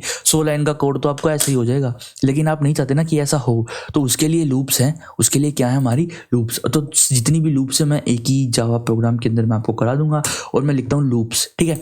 और यहाँ पर मैं एक मेन फंक्शन बनाता हूँ। यार हर फाइल में बनाना पड़ता है मेन फंक्शन। अब इस मेन फंक्शन के बारे में बाद में जानेंगे कि ये काम कैसे करता है, और हम अपने खुद के फंक्शंस कैसे बना सकते हैं, उसके बारे में जानेंगे बाद में। अब हम पहले लूप तैयार करते हैं अपनी, और यहाँ पर लिखता हूँ मैं फॉर। ओके, यहाँ पर फॉर लूप पहले मैं आपको दूँ, या वाइल बताता हूँ पहले, ठीक है। वाइल लूप बनाता हूँ। वाइल लूप के लिए आपको सिंपली वाइल लिखना है और आपको ब्रैकेट लगाने हैं, और एक इंटीजर ले लेता हूँ मैं आई, जिसकी वैल्यू मैं अभी के लिए 0 रखता हूँ, और ब्रैकेट्स के बाद आपको लगाने कर्ली ब्रैकेट्स। अब इसके अंदर जो आना चाहिए वो है कंडीशन। जो आपने इफ एल्स के अंदर कंडीशन दी थी ना, वैसी ही कंडीशन आएंगी। बुलियन कंडीशंस उनको कहते हैं हम। जो भी कंडीशन आपको ट्रू या फॉल्स देना, उनको कहते हैं बुलियन कंडीशंस, ठीक है, बुलियंस कंडीशंस।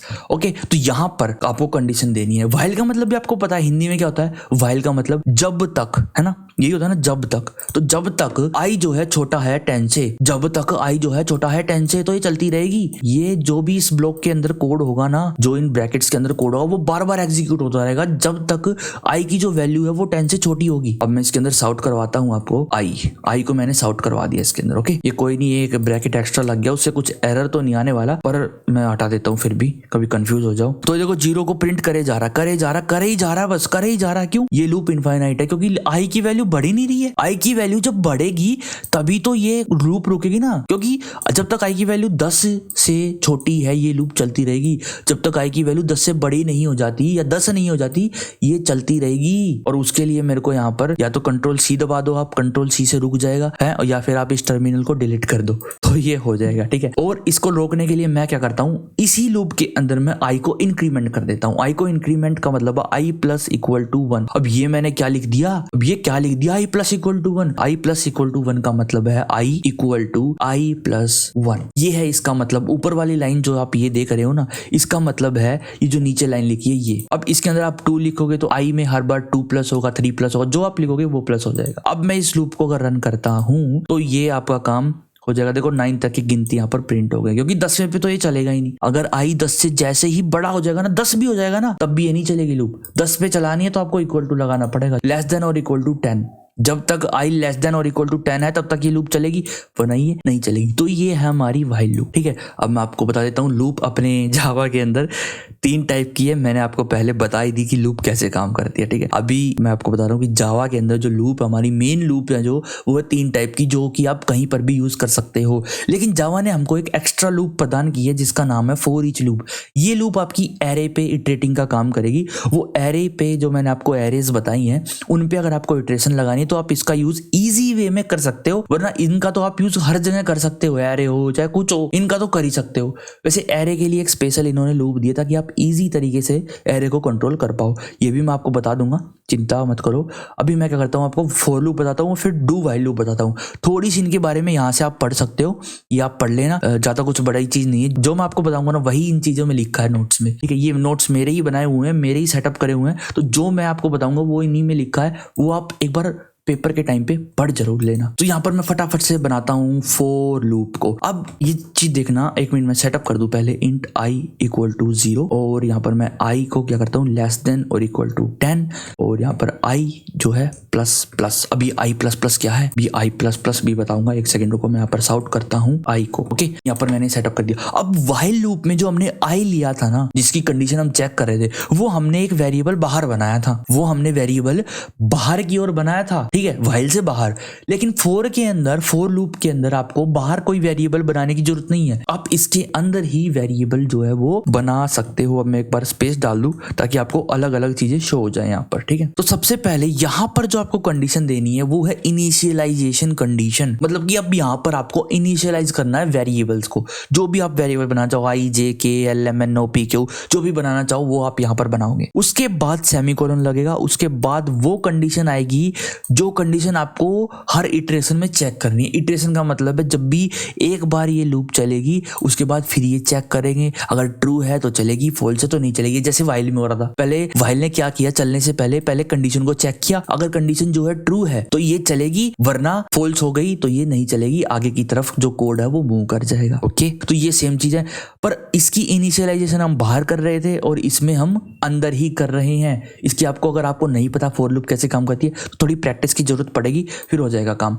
यहाँ पर आपको कंडीशन देनी है ट्रू और फॉल्स की, और यहाँ पर आपको अपडेटिंग देनी है कि क्या आपको i में इंक्रीमेंट करना है, कितना करना है। i प्लस प्लस का मतलब है कि i में 1 प्लस कर दो, ठीक है, ये इसी का मतलब है। अगर आपको कुछ ज्यादा लिखना है तो आप लिख सकते हो कि i प्लस इक्वल टू 2, मतलब i में हर बार 2 प्लस कर दो, ठीक है। तो अभी मैं प्लस प्लस लिखता हूँ बस, और उससे आपका काम हो जाएगा। जैसे मैं इसको रन करता हूँ, जो आपकी गिनतियां हैं 0 से लेकर 10 तक वो आ जाएंगी। देखो ये आ गई, डन। देखो कंप्लीट हो गई हमारी फॉर लूप। कितनी छोटी सी थी हमारी फॉर लूप। अब आती है फॉर के बाद हमारी डू व्हाइल लूप। अब डू व्हाइल लूप में क्या होता है वो मैं आपको बाद में बताऊंगा। पहले मैं डू व्हाइल का सिंटैक्स तैयार कर लेता हूँ। i जो है लेस देन है 10, इसके अंदर यहाँ सेमीकोलन लगेगा। इस बात का ध्यान रखना, इसके अंदर यहाँ सेमीकोलन लगेगा। और यहाँ पर मैं एक इंट बना लेता हूँ i, जिसकी वैल्यू में 0 रख देता हूँ अभी के लिए, डन। अब इसके अंदर एक फायदा लूप के अंदर, मैं इसको साउट करता हूँ और इसमें i डालता हूँ, और इसके अंदर भी कंडीशन आपको अंदर ही देनी पड़ेगी, यहाँ पर ही देनी पड़ेगी। जैसे मैं इसमें i प्लस प्लस लिख देता हूँ, मतलब i के अंदर 1 प्लस कर दे, वरना इनफाइनाइट हो जाएगी ये लूप भी। अब जैसे मैं इसको रन करता हूँ तो ये भी हमारा वही काम करेगी।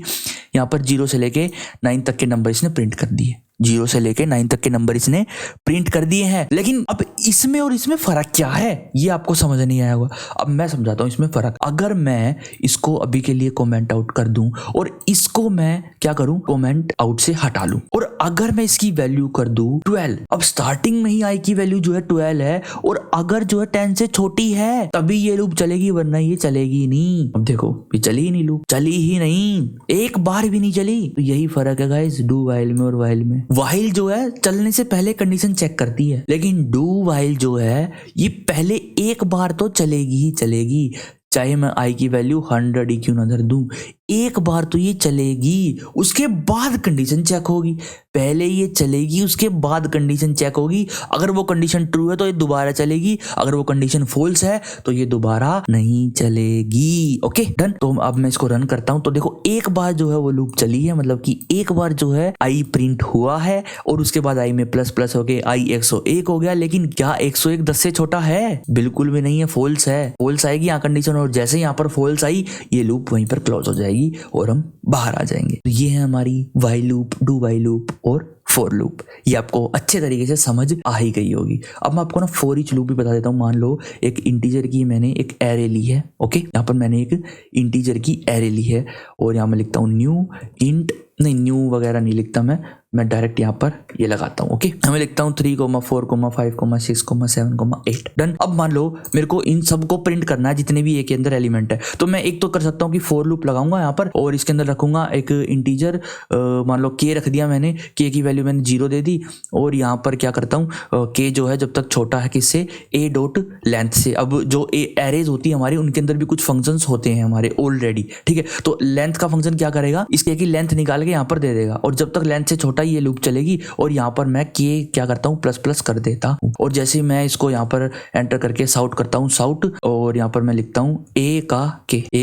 अब सॉरी वो फंक्शन नहीं था, वो वेरिएबल था जो कि हमने ए डॉट लेंथ लिख के लेना है, मैंने गलती से फंक्शन का यूज कर दिया था वहां पर। और यहाँ पर जैसे मैं इसको रन करता हूँ तो ये हमारी जो है सारी प्रिंट कर देगी। देखो 3, 4, 5, 6, 7, 8 यहाँ पर प्रिंट हो गए। ये 100 किस बात का हुआ, ये 100 इसका हुआ, इसको मैं कमेंट आउट कर देता हूँ। अब बाई चांस मान लो अगर आपको ये इतनी बड़ी लूप लगानी पड़ेगी, अगर आपको बाई चांस इसकी लेंथ नहीं पता कि कितनी होने वाली, तो आप कैसे करोगे? चलो लेंथ का फंक्शन होता है जावा के अंदर, तो आप लेंथ निकाल लेते हो। लेकिन अगर आपको फिर भी बाई चांस नहीं पता यार लेंथ, आपको लेंथ का झंझट नहीं लेना, तो आप कैसे करोगे? तो आप लिखोगे फॉर, ब्रैकेट लगाओगे, ब्रैकेट के अंदर आप लिखोगे जिस टाइप का एलिमेंट इसके अंदर से आने वाला है ना वो लिखोगे। जैसे इसके अंदर इंटीजर की एरे तो इसके अंदर इंटीजर ही होंगे ना, तो यहाँ पर आप लिखोगे इंटीजर और यहाँ पर आके एक वेरिएबल रख दो, जैसे कि मैंने एलिमेंट ही रख दिया या फिर EL ही रख दिया। ओके, उसके बाद आपको कोलन लगाना है। कोलन लगाने के बाद आपको उस एरे का नाम लिख देना है, जोन सी एरे से लेना है, और फिर आप यहाँ पर साउट कर दो किसको, ELE को। ये देखो ये हमारी फॉर ईच लूप है, इसी को कहते हैं फॉर ईच लूप। अब ये देखो हमारे सारे प्रिंट कर दिए 3, 4, 5, 6, 7। इसके अंदर क्या हो रहा है,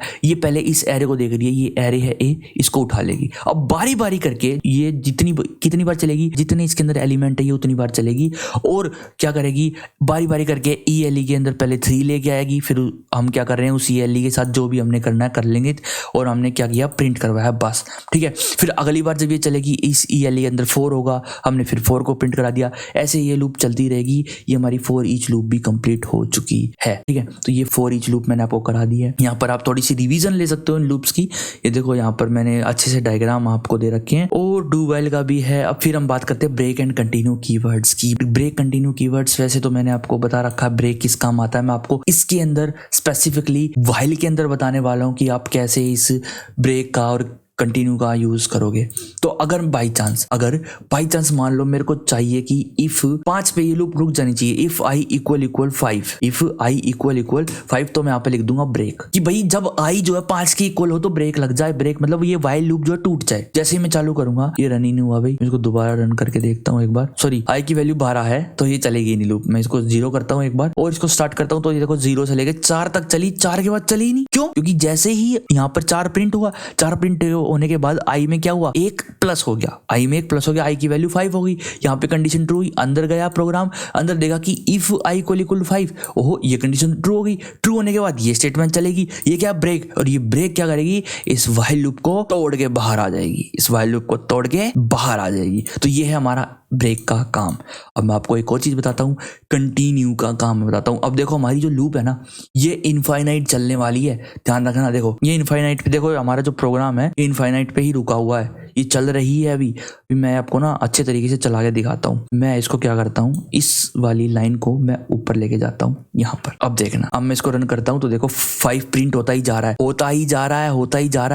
है। देखो मैं इसको नीचे ले गया हूँ तो ये ऊपर भाग रहा है, होता ही जा रहा है। मैं इसको यहाँ पे कंट्रोल C करके बंद करता हूँ। ऐसा क्यों हो रहा है? देखो कंटिन्यू का मतलब है कि जहां पर भी कंटिन्यू वर्ड आ जाएगा ना, उसके बाद जितनी भी लाइन ऑफ कोड होगी ना, वो स्किप करके नेक्स्ट इटरेशन पे चला जाएगा। नेक्स्ट मतलब ये सारी चीजें स्किप करके, जितनी कंटिन्यू के बाद जो जो चीजें है ना, ये स्किप करके सीधा इस कंडीशन को चेक करेगा, सीधा इस कंडीशन को चेक करें, अगर ये ट्रू है फॉल्स है, अगर ट्रू ही तो ये लूप दोबारा चलेगी, फॉल्स है तो ये लूप नहीं चलेगी। सिंपल सी बात है। और आई की वैल्यू क्या है, अभी आई की वैल्यू 5 है मान के चलो। जब ये कंटिन्यू रन होगा तो आई की वैल्यू 5 होगी, और जैसे ये कंटिन्यू रन हुआ तो आई में प्लस नहीं होगा, क्योंकि ये चीजें स्किप हो जाएंगी। ये चीजें स्किप हो गई तो यहाँ पर आई की वैल्यू 5 ही रह जाएगी। फिर से 5 प्रिंट हो जाएगा, फिर से चेक होगा, आई की वैल्यू 5, फिर से ट्रू होगा, फिर कंटिन्यू रन होगा, फिर ये चीजें स्किप हो जाएंगी, तो ये चलता ही चला जाएगा। तो हमेशा ध्यान रखना, जब भी आप कंटिन्यू का यूज करो तो जो आपकी अपडेट की कंडीशन है ना, जो आपकी अपडेट की कंडीशन है वे ऊपर होनी चाहिए, वे ऊपर होनी चाहिए किससे, कंटिन्यू से। डन। तो अभी हम क्या करते हैं, इसको रन करते हैं। देखो अब सिंपली हमारा प्रिंट हो जाएगा 0 से लेके 11 तक प्रिंट हो चुका है ये, ठीक है। अब देखो इसके अंदर 5 नहीं आया है। 5 क्यों नहीं आया है, क्योंकि कंटिन्यू के बाद है प्रिंट की स्टेटमेंट। जैसे आई की वैल्यू 5 हुई थी, जैसे ही आई की वैल्यू 5 हुई थी, कंटिन्यू कीवर्ड ने इस नीचे वाले एरिया को स्किप करके नेक्स्ट पे ले गया, और जो आई प्लस प्लस है वो इसके ऊपर हो रहा है। और फॉर लूप में तो आप कंटिन्यू का कहीं भी यूज कर लो, क्योंकि जो अपडेट कंडीशन है वो इस साइड है, वो काम करेंगी ही करेंगी, ठीक है।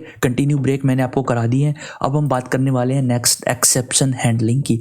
अब एक्सेप्शन हैंडलिंग में मैं आपको यहाँ पर दिखा देता हूँ, EXCEPTION, एक्सेप्शंस टी लिख देता हूँ साइड में, ठीक है। ये मैं मेन रखता हूँ। अब इसके अंदर हम लिखने वाले हैं कुछ ऐसा कोड, मान लो कि मेरे पास कुछ ऐसा कोड है यहाँ पर, इंपॉर्टेंट कोड। अभी आप स्पेलिंग पे मत जाना, कोई दिक्कत की बात नहीं, वैसे स्पेलिंग तो ठीक ही है, ठीक है। अब मैं यहाँ पर कुछ लिखता हूँ, sout this need to be run, save करता हूँ। ये जो हमारा कोड है इंपॉर्टेंट कोड के कमेंट के बाद ये रन होना ही चाहिए। हमको नहीं पता कि ऊपर एरर आए कुछ आए, आपको पता है जैसे ही एरर आता है प्रोग्राम हमारा क्विट कर जाता है। 2 वेरिएबल बनाता हूँ, इंट a बनाता हूँ, कुछ भी 7 ले लेता हूँ या 8 ले लेता हूँ, और एक और इंट बनाता हूँ b, इसकी वैल्यू मैं b के लिए 9 ले लेता हूँ, और यहाँ पर मैं साउट करवाता हूँ a डिवाइडेड बाय b। जैसे इसको रन करता हूँ तो हमारा बिल्कुल कोई दिक्कत नहीं है कि हमारा कोड आसानी से चलेगा। ये 0 आ गया और ये रन आ गया, क्योंकि ये से b को डिवाइड करेंगे तो यही आना था ना। अगर मैं यहाँ पर 2 लिख दूँ तो आपका 4 आ जाएगा यहाँ पर, ठीक है। यहाँ पर 4 आ गया, this need to be run, ये काम कर रहा है। अब इसमें एक्सेप्शन क्या है भाई, बताता हूँ आपको। अगर आपने ये a और b यूजर से लिए, अगर ये a और b आपने यूजर से लिए और a को b से डिवाइड कर दिया, तो हो सकता है कि यूजर किसी कारणवश b को 0 बना दे। और आपको पता है अगर किसी भी चीज को 0 से डिवाइड करते हो तो क्या आता है, इन्फिनिटी आता है, और इन्फिनिटी को कोई दर्शा नहीं सकता। तो ये क्या करते हैं, प्रोग्रामिंग जो लैंग्वेजेस होती हैं इसके अंदर एरर सेट कर देते हैं कि अगर कोई किसी नंबर को 0 से डिवाइड करने की कोशिश करेगा तो हम उसको एरर दे देंगे। और जैसे ही एरर आता है हमारे प्रोग्राम के अंदर, जो हमारा प्रोग्राम है वो वहीं पर बंद हो जाता है, उसी टाइम वो बंद हो जाता है। उसके नीचे का कोड रन नहीं होता, उसके नीचे का कोड रन नहीं होता, ठीक है। और मैंने क्या कहा, ये कोड रन होना चाहिए चाहे ऊपर एरर आए या ना आए, ये कोड मेरे लिए इंपॉर्टेंट है, समझ गए ना। अगर आपको प्रोग्राम अपने एरर से बचाना है, क्रैश नहीं करवाना है, तो आपको ये कोड रन करना पड़ेगा, सिंपल सी बात है, ठीक है। अगर आपको अपने प्रोग्राम को क्रैश होने से बचाना है, एरर होने पर, तो आपको एक्सेप्शन हैंडलिंग आनी चाहिए। अब वो एक्सेप्शन हैंडलिंग क्या है वो मैं अभी आपको बताता हूँ। आपको लिखना है ट्राई। और ट्राई का मतलब आपको पता होगा, जब आप छोटे थे, जब क्रिकेट खेलते थे तो आप कहते थे अभी ट्राई बॉल फेंक एक। ट्राई का मतलब है इसमें मैं आउट हूं चाहे ना हूं, तो एक बॉल फेंक जिसको मैं मजे से अच्छी तरीके से लपेट के खेलना चाहता हूं, है कि नहीं। आउट हो गए तो देखी जाएगी, बस एक ट्राई बॉल फेंक, उसमें हम आउट नहीं होनी चाहिए, हो गए तो आउट माने नहीं जाएंगे। तो यही है वो ट्राई। ये जो ट्राई स्टेटमेंट है ये वही काम करती है। अगर आप आउट हो गए, मतलब अगर आपका प्रोग्राम क्रैश कर गया, तो कोई दिक्कत की बात नहीं है, आपका प्रोग्राम रन करता रहेगा, बंद नहीं होगा, क्रैश नहीं होगा, बस खत्म। कितनी आसान है, आप खुद बताओ, जावा मुश्किल है या नहीं। अब आपको लेकिन कैच भी करना पड़ेगा। कैच का मतलब है कि क्यों बंद हुआ, रीजन क्या था, वो आपको अगर लेना है तो वो आपको यहाँ पर लिखना पड़ेगा एक्सेप्शन और ई लिख दो या कुछ भी लिख दो अब यहाँ पर। तो जो एरर होगा ना वो इस ई के अंदर स्टोर हो जाएगा, इस ई वेरिएबल में। और चाहो तो आप इसको प्रिंट करवा दो, प्रिंट मतलब कि आप इसको साउट करवा दो ई को, और आपका जो प्रोग्राम है वो चलता रहेगा। अब अगर आप ए को बी से डिवाइड कर रहे थे, पहले आप कर रहे थे जब आपका एक्सेप्शन आ रहा था, मतलब एरर आ रहा था, कौन सा, अरिथमेटिक एक्सेप्शन, जो कि डिवाइड बाय 0 कर रहे थे आप, जो कि हो नहीं सकता। लेकिन अब मैं अगर इसको रन करता हूं तो हमारा एरर तो आ रहा है, लेकिन this need to be run, ये कोड हमारा चला है लेकिन पहले नहीं चला था, मतलब अब इस एरर को हैंडल कर लिया है हमने, प्रोग्राम को क्रैश नहीं होने दिया। ये आप बात समझ ही गए होगे। तो यही है हमारा एक्सेप्शन हैंडलिंग। ओके, यहाँ पर एक और चीज मैं आपको बताने वाला हूँ। आपको एरर, देखो मैंने यहाँ पर एरर प्रिंट कर दिया। एरर प्रिंट करने के बाद आप बंदों को समझ नहीं आएगा कि यार ये प्रोग्राम चला तो, लेकिन यहाँ पर ये क्या लिख दिया। तो यहाँ पर आप जो चीज चाहो ना वो करवा सकते हो, जरूरी नहीं है एरर को प्रिंट करवाना है। बस ये सिंटैक्स याद कर लो, अगर आपके प्रोग्राम में एरर आने के चांसेस हो ना तो आप ये ट्राई कैच लगा दो, खेल खत्म, वहीं एरर आना ही नहीं। एरर आएगा तो आप कैच कर लोगे उसको, ठीक है, और आप उसको आउट नहीं होने दोगे, प्रोग्राम को जो है आउट नहीं होने दोगे। और इसके अंदर मैं लिख देता हूं कांट डिवाइडेड बाय 0। ओके, अब आप इसको रन कर दो। रन करने के बाद यहाँ पे आएगा can't divided by 0, this need to be done. तो ये चल रहा। अगर आप इसके अंदर कुछ भी नहीं दोगे तो भी आपका कोड चलेगा आराम से, this need to be done. तो बंदा समझ जाएगा कि यार मैंने 0 से डिवाइड कर दिया गलती से, इसलिए वो डिवाइड जो है होके आया नहीं मेरे पास। ओके, तो ये है हमारा एक्सेप्शन हैंडलिंग। और एक बात और बता दूं कि इसके अंदर 2 कीवर्ड्स होते हैं, थ्रो और थ्रोज। उनके बारे में आप डिटेल में यहाँ पर पढ़ लेना, ये देखो नीचे मैंने बता रखा है, ठीक है। जो थ्रो कीवर्ड है वो आपको खुद की एरर जनरेट करने में मदद करता है, और जो थ्रोज कीवर्ड है वो आपको जब लगाना चाहिए जब कोई आप ऐसा फंक्शन बना रहे हो जो कि एरर को फेंक सकता है, मतलब कि जो कि एरर दे सकता है। तो उसमें पहले ही लिख दो, मान लो जैसे मेन फंक्शन है ये एरर दे सकता है, ठीक है, तो उसके अंदर पहले ही यहाँ पे लिख दो थ्रोज। आपको ब्रैकेट के बाद लिखना है थ्रोज के बाद लिख दो आप जो भी एक्सेप्शन आपके होंगे। आप खाली एक्सेप्शन लिख दोगे तो सारे ही तरीके के एक्सेप्शन ले लेगा। अगर आप सिंपली बताना चाहते हो किस तरीके के ये एरर फेंक सकता है तो आप लिख सकते हो जैसे अरिथमेटिक एक्सेप्शंस, कोमा लगाओ, एक आधा और लिखना हो जैसे कि इंडेक्स आउट ऑफ बाउंड लिखना हो आपको तो वो भी आप लिख सकते हो। इंडेक्स आउट ऑफ बाउंड जब आता है ना, जब जो एरे है उससे बाहर आप एक्सेस करने की कोशिश करो तो ये लिख सकते हो। थ्रो कीवर्ड का मतलब, थ्रोज कीवर्ड का मतलब मैंने आपको समझा दिया है, ये आप यूज कर सकते हो अपनी एक्सेप्शन हैंडलिंग में, ठीक है। ये मैंने आपको बता दिया, ये आप डिवीजन के टाइम पे पढ़ सकते हो। अब मैं आपको बताने वाला हूँ फंक्शंस के बारे में। अब ये फंक्शंस और मेथड्स होते क्या हैं, देखो आपने अगर और कोई भी लैंग्वेजेस की है तो उसके अंदर आपने फंक्शंस तो करे होंगे, ठीक है, और वही फंक्शंस जावा के अंदर मेथड बोले जाते हैं। क्या बोले जाते हैं? मेथड्स। फंक्शन को मेथड बोल सकते हो, मेथड को फंक्शन बोल सकते हो, ऐसी कोई दिक्कत की बात नहीं है। बहुत इजीली आप इनको एक दूसरे में कन्वर्ट कर सकते हो। मतलब फंक्शन बोल लो या मेथड बोल लो, एक ही बात है। तो मैं अगर फंक्शन बोलूं तो समझ जाना मेथड की बात कर रहा हूं, और मेथड बोलूं तो भी समझ जाना मेथड या फंक्शन की ही बात कर रहा हूं। ओके, तो सबसे पहले हमारा एक मेन मेथड होता है। अब ये फंक्शन होते क्या है सबसे पहले ही देखते हैं। अब method is a block of code और कलेक्शन ऑफ स्टेटमेंट और सेट ऑफ कोड। फंक्शन क्या होते हैं कि देखो, अब जब हमारा कोड रन होता है ना तो ये सिर्फ और सिर्फ इस फंक्शन को रन करता है, ठीक है। अगर हमें अपना खुद का फंक्शन बनाना है तो सबसे पहले उसका सिंटैक्स होता है, यहाँ आएगा आपका डेटा टाइप। डेटा टाइप का मतलब है डेटा टाइप मतलब कि रिटर्न डेटा टाइप। जो फंक्शन रिटर्न करेगा, वापिस देगा, वो हम कहते हैं रिटर्न डेटा टाइप, ठीक है। वो रिटर्न डेटा टाइप, मान लो अगर मेरा फंक्शन कुछ भी वापस नहीं कर रहा है तो मैं लिखूंगा वॉइड के बाद मैं लिखूंगा फंक्शन का नाम, मान लो मैंने लिख दिया माई फन, ठीक है। उसके बाद ब्रैकेट्स लगाऊंगा, उसके बाद कर्ली ब्रैकेट्स लगाऊंगा, उसके अंदर मैं दे दूंगा sout this is my function. Okay, this is my function, ये मेरा फंक्शन है, दिस इज माई फंक्शन। अब जब भी मैं इस फंक्शन को कॉल करूंगा ये फंक्शन इसको प्रिंट कर देगा। अब इस फंक्शन के अंदर मैं जो भी चाहूं कि इंट को लो एक और उसको 4 ले लो, और एक इंट बी ले लो, उसको 8 ले लो, या कुछ भी ले लो, और फिर a प्लस बी कर दो यहाँ पर इंट सम लेके, और उसके अंदर a प्लस बी कर दो, और फिर उसको यहाँ पर प्रिंट करवा दो। क्या करवा दो? प्रिंट करवा दो। कैसे? यहाँ पर मैं लिखता हूँ सम। जैसे मैं इसको रन करूंगा तो क्या प्रिंट होगा? नहीं होगा भाई, कुछ भी नहीं हुआ यहाँ पर। क्यों? क्योंकि जो ये प्रोग्राम है एग्जीक्यूट जब आप इसको करते हो, रन करते हो जब आप इसको, तो ये सिर्फ और सिर्फ आपके मेन मेथड को रन करता है, सिर्फ आपके मेन मेथड को रन करेगा और किसी को रन ही नहीं करेगा। तो अब आप क्या करोगे? अब आपने ये फंक्शन तो बनाया, अब आप चाहते हो इसको रन करना, तो रन ऐसे नहीं होता। फंक्शन आप बना लो लेकिन फंक्शन रन ऐसे नहीं होता। फंक्शन को रन करवाने के लिए आपको उसको कॉल करना पड़ता है, आपको उसको बुलाना पड़ता है कि भाई स्टार्ट हो जा।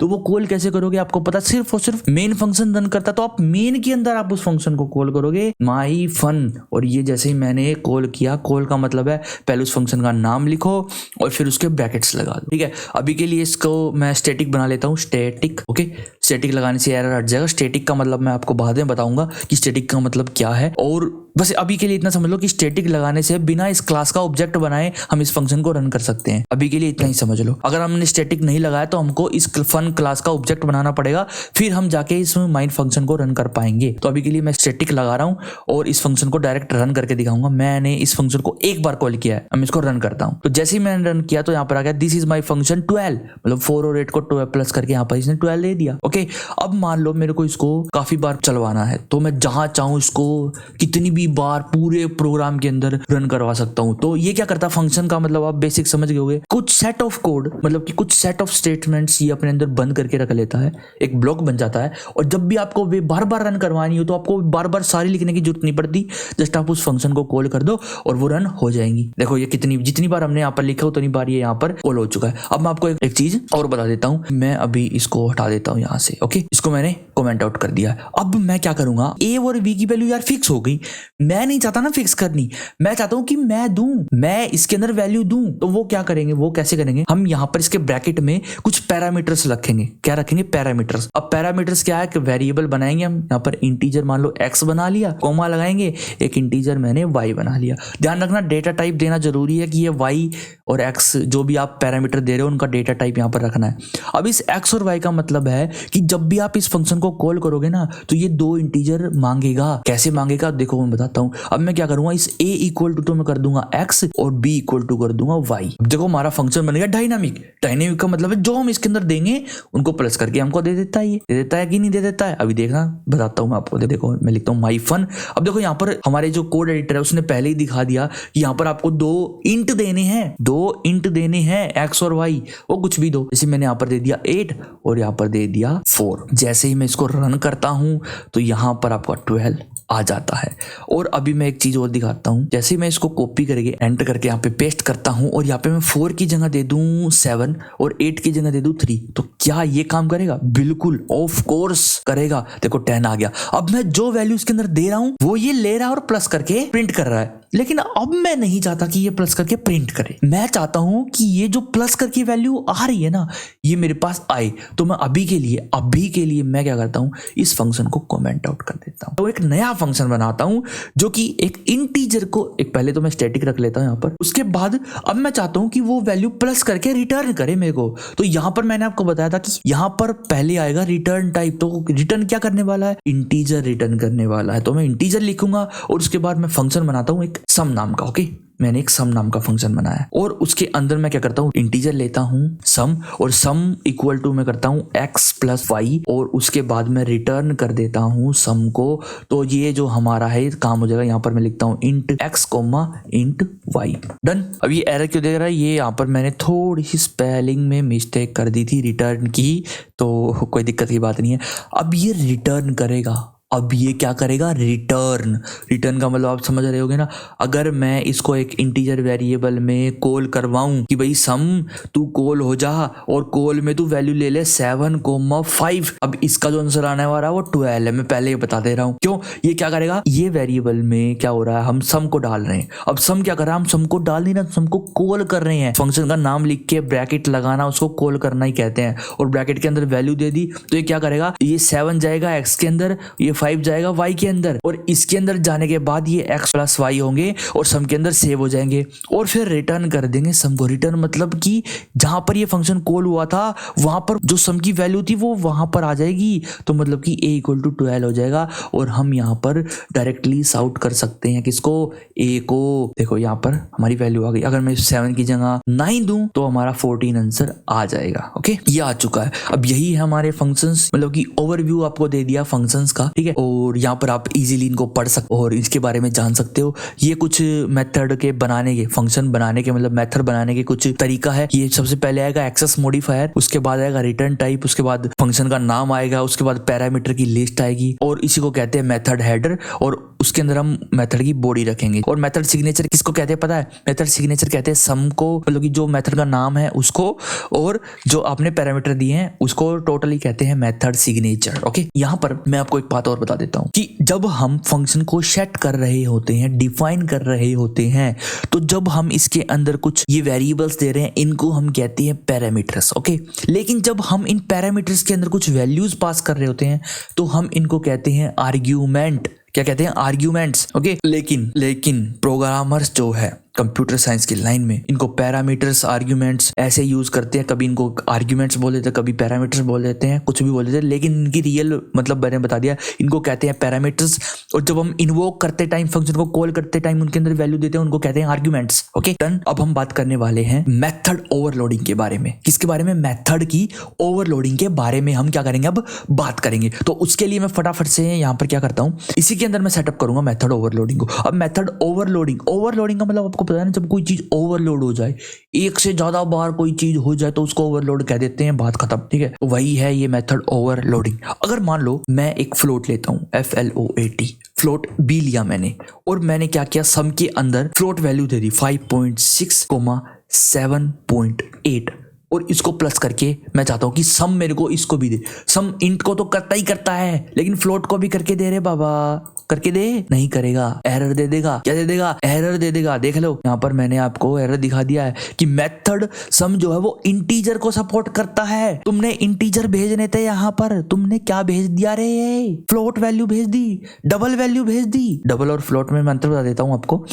कि जब आप नॉर्मली लिखते हो ना 5.6, तो जावा का जो कंपाइलर है ये इसको डबल लेता है एज अ डबल। तो आप यहाँ पर लिटरल्स यूज करते हो, यहाँ पर आप F लिख दो तो ये समझ जाएगा कि आप फ्लोट की बात कर रहे हो। लेकिन जब भी ये काम नहीं करेगा, एरर तो इसने देना ही देना है, कुछ कर लो चाहे। और वो क्यों देना है वो आप समझ ही गए, क्योंकि जो हमने ये फंक्शन बनाया है ये फ्लोट के लिए नहीं बनाया है, इंटीजर के लिए बनाया है। अब इसी को हम सोल्व करेंगे मेथड ओवरलोडिंग के थ्रू। ओके, अब मैं आपको एक इसके अंदर सिस्टम दिखाता हूं। अब हम इसी नाम का सेम टू सेम फंक्शन बनाएंगे, बस इसके अंदर हम फ्लोट लिख देंगे। क्या लिख देंगे? फ्लोट। अब इसके अंदर मैं क्या लिख दूंगा? फ्लोट।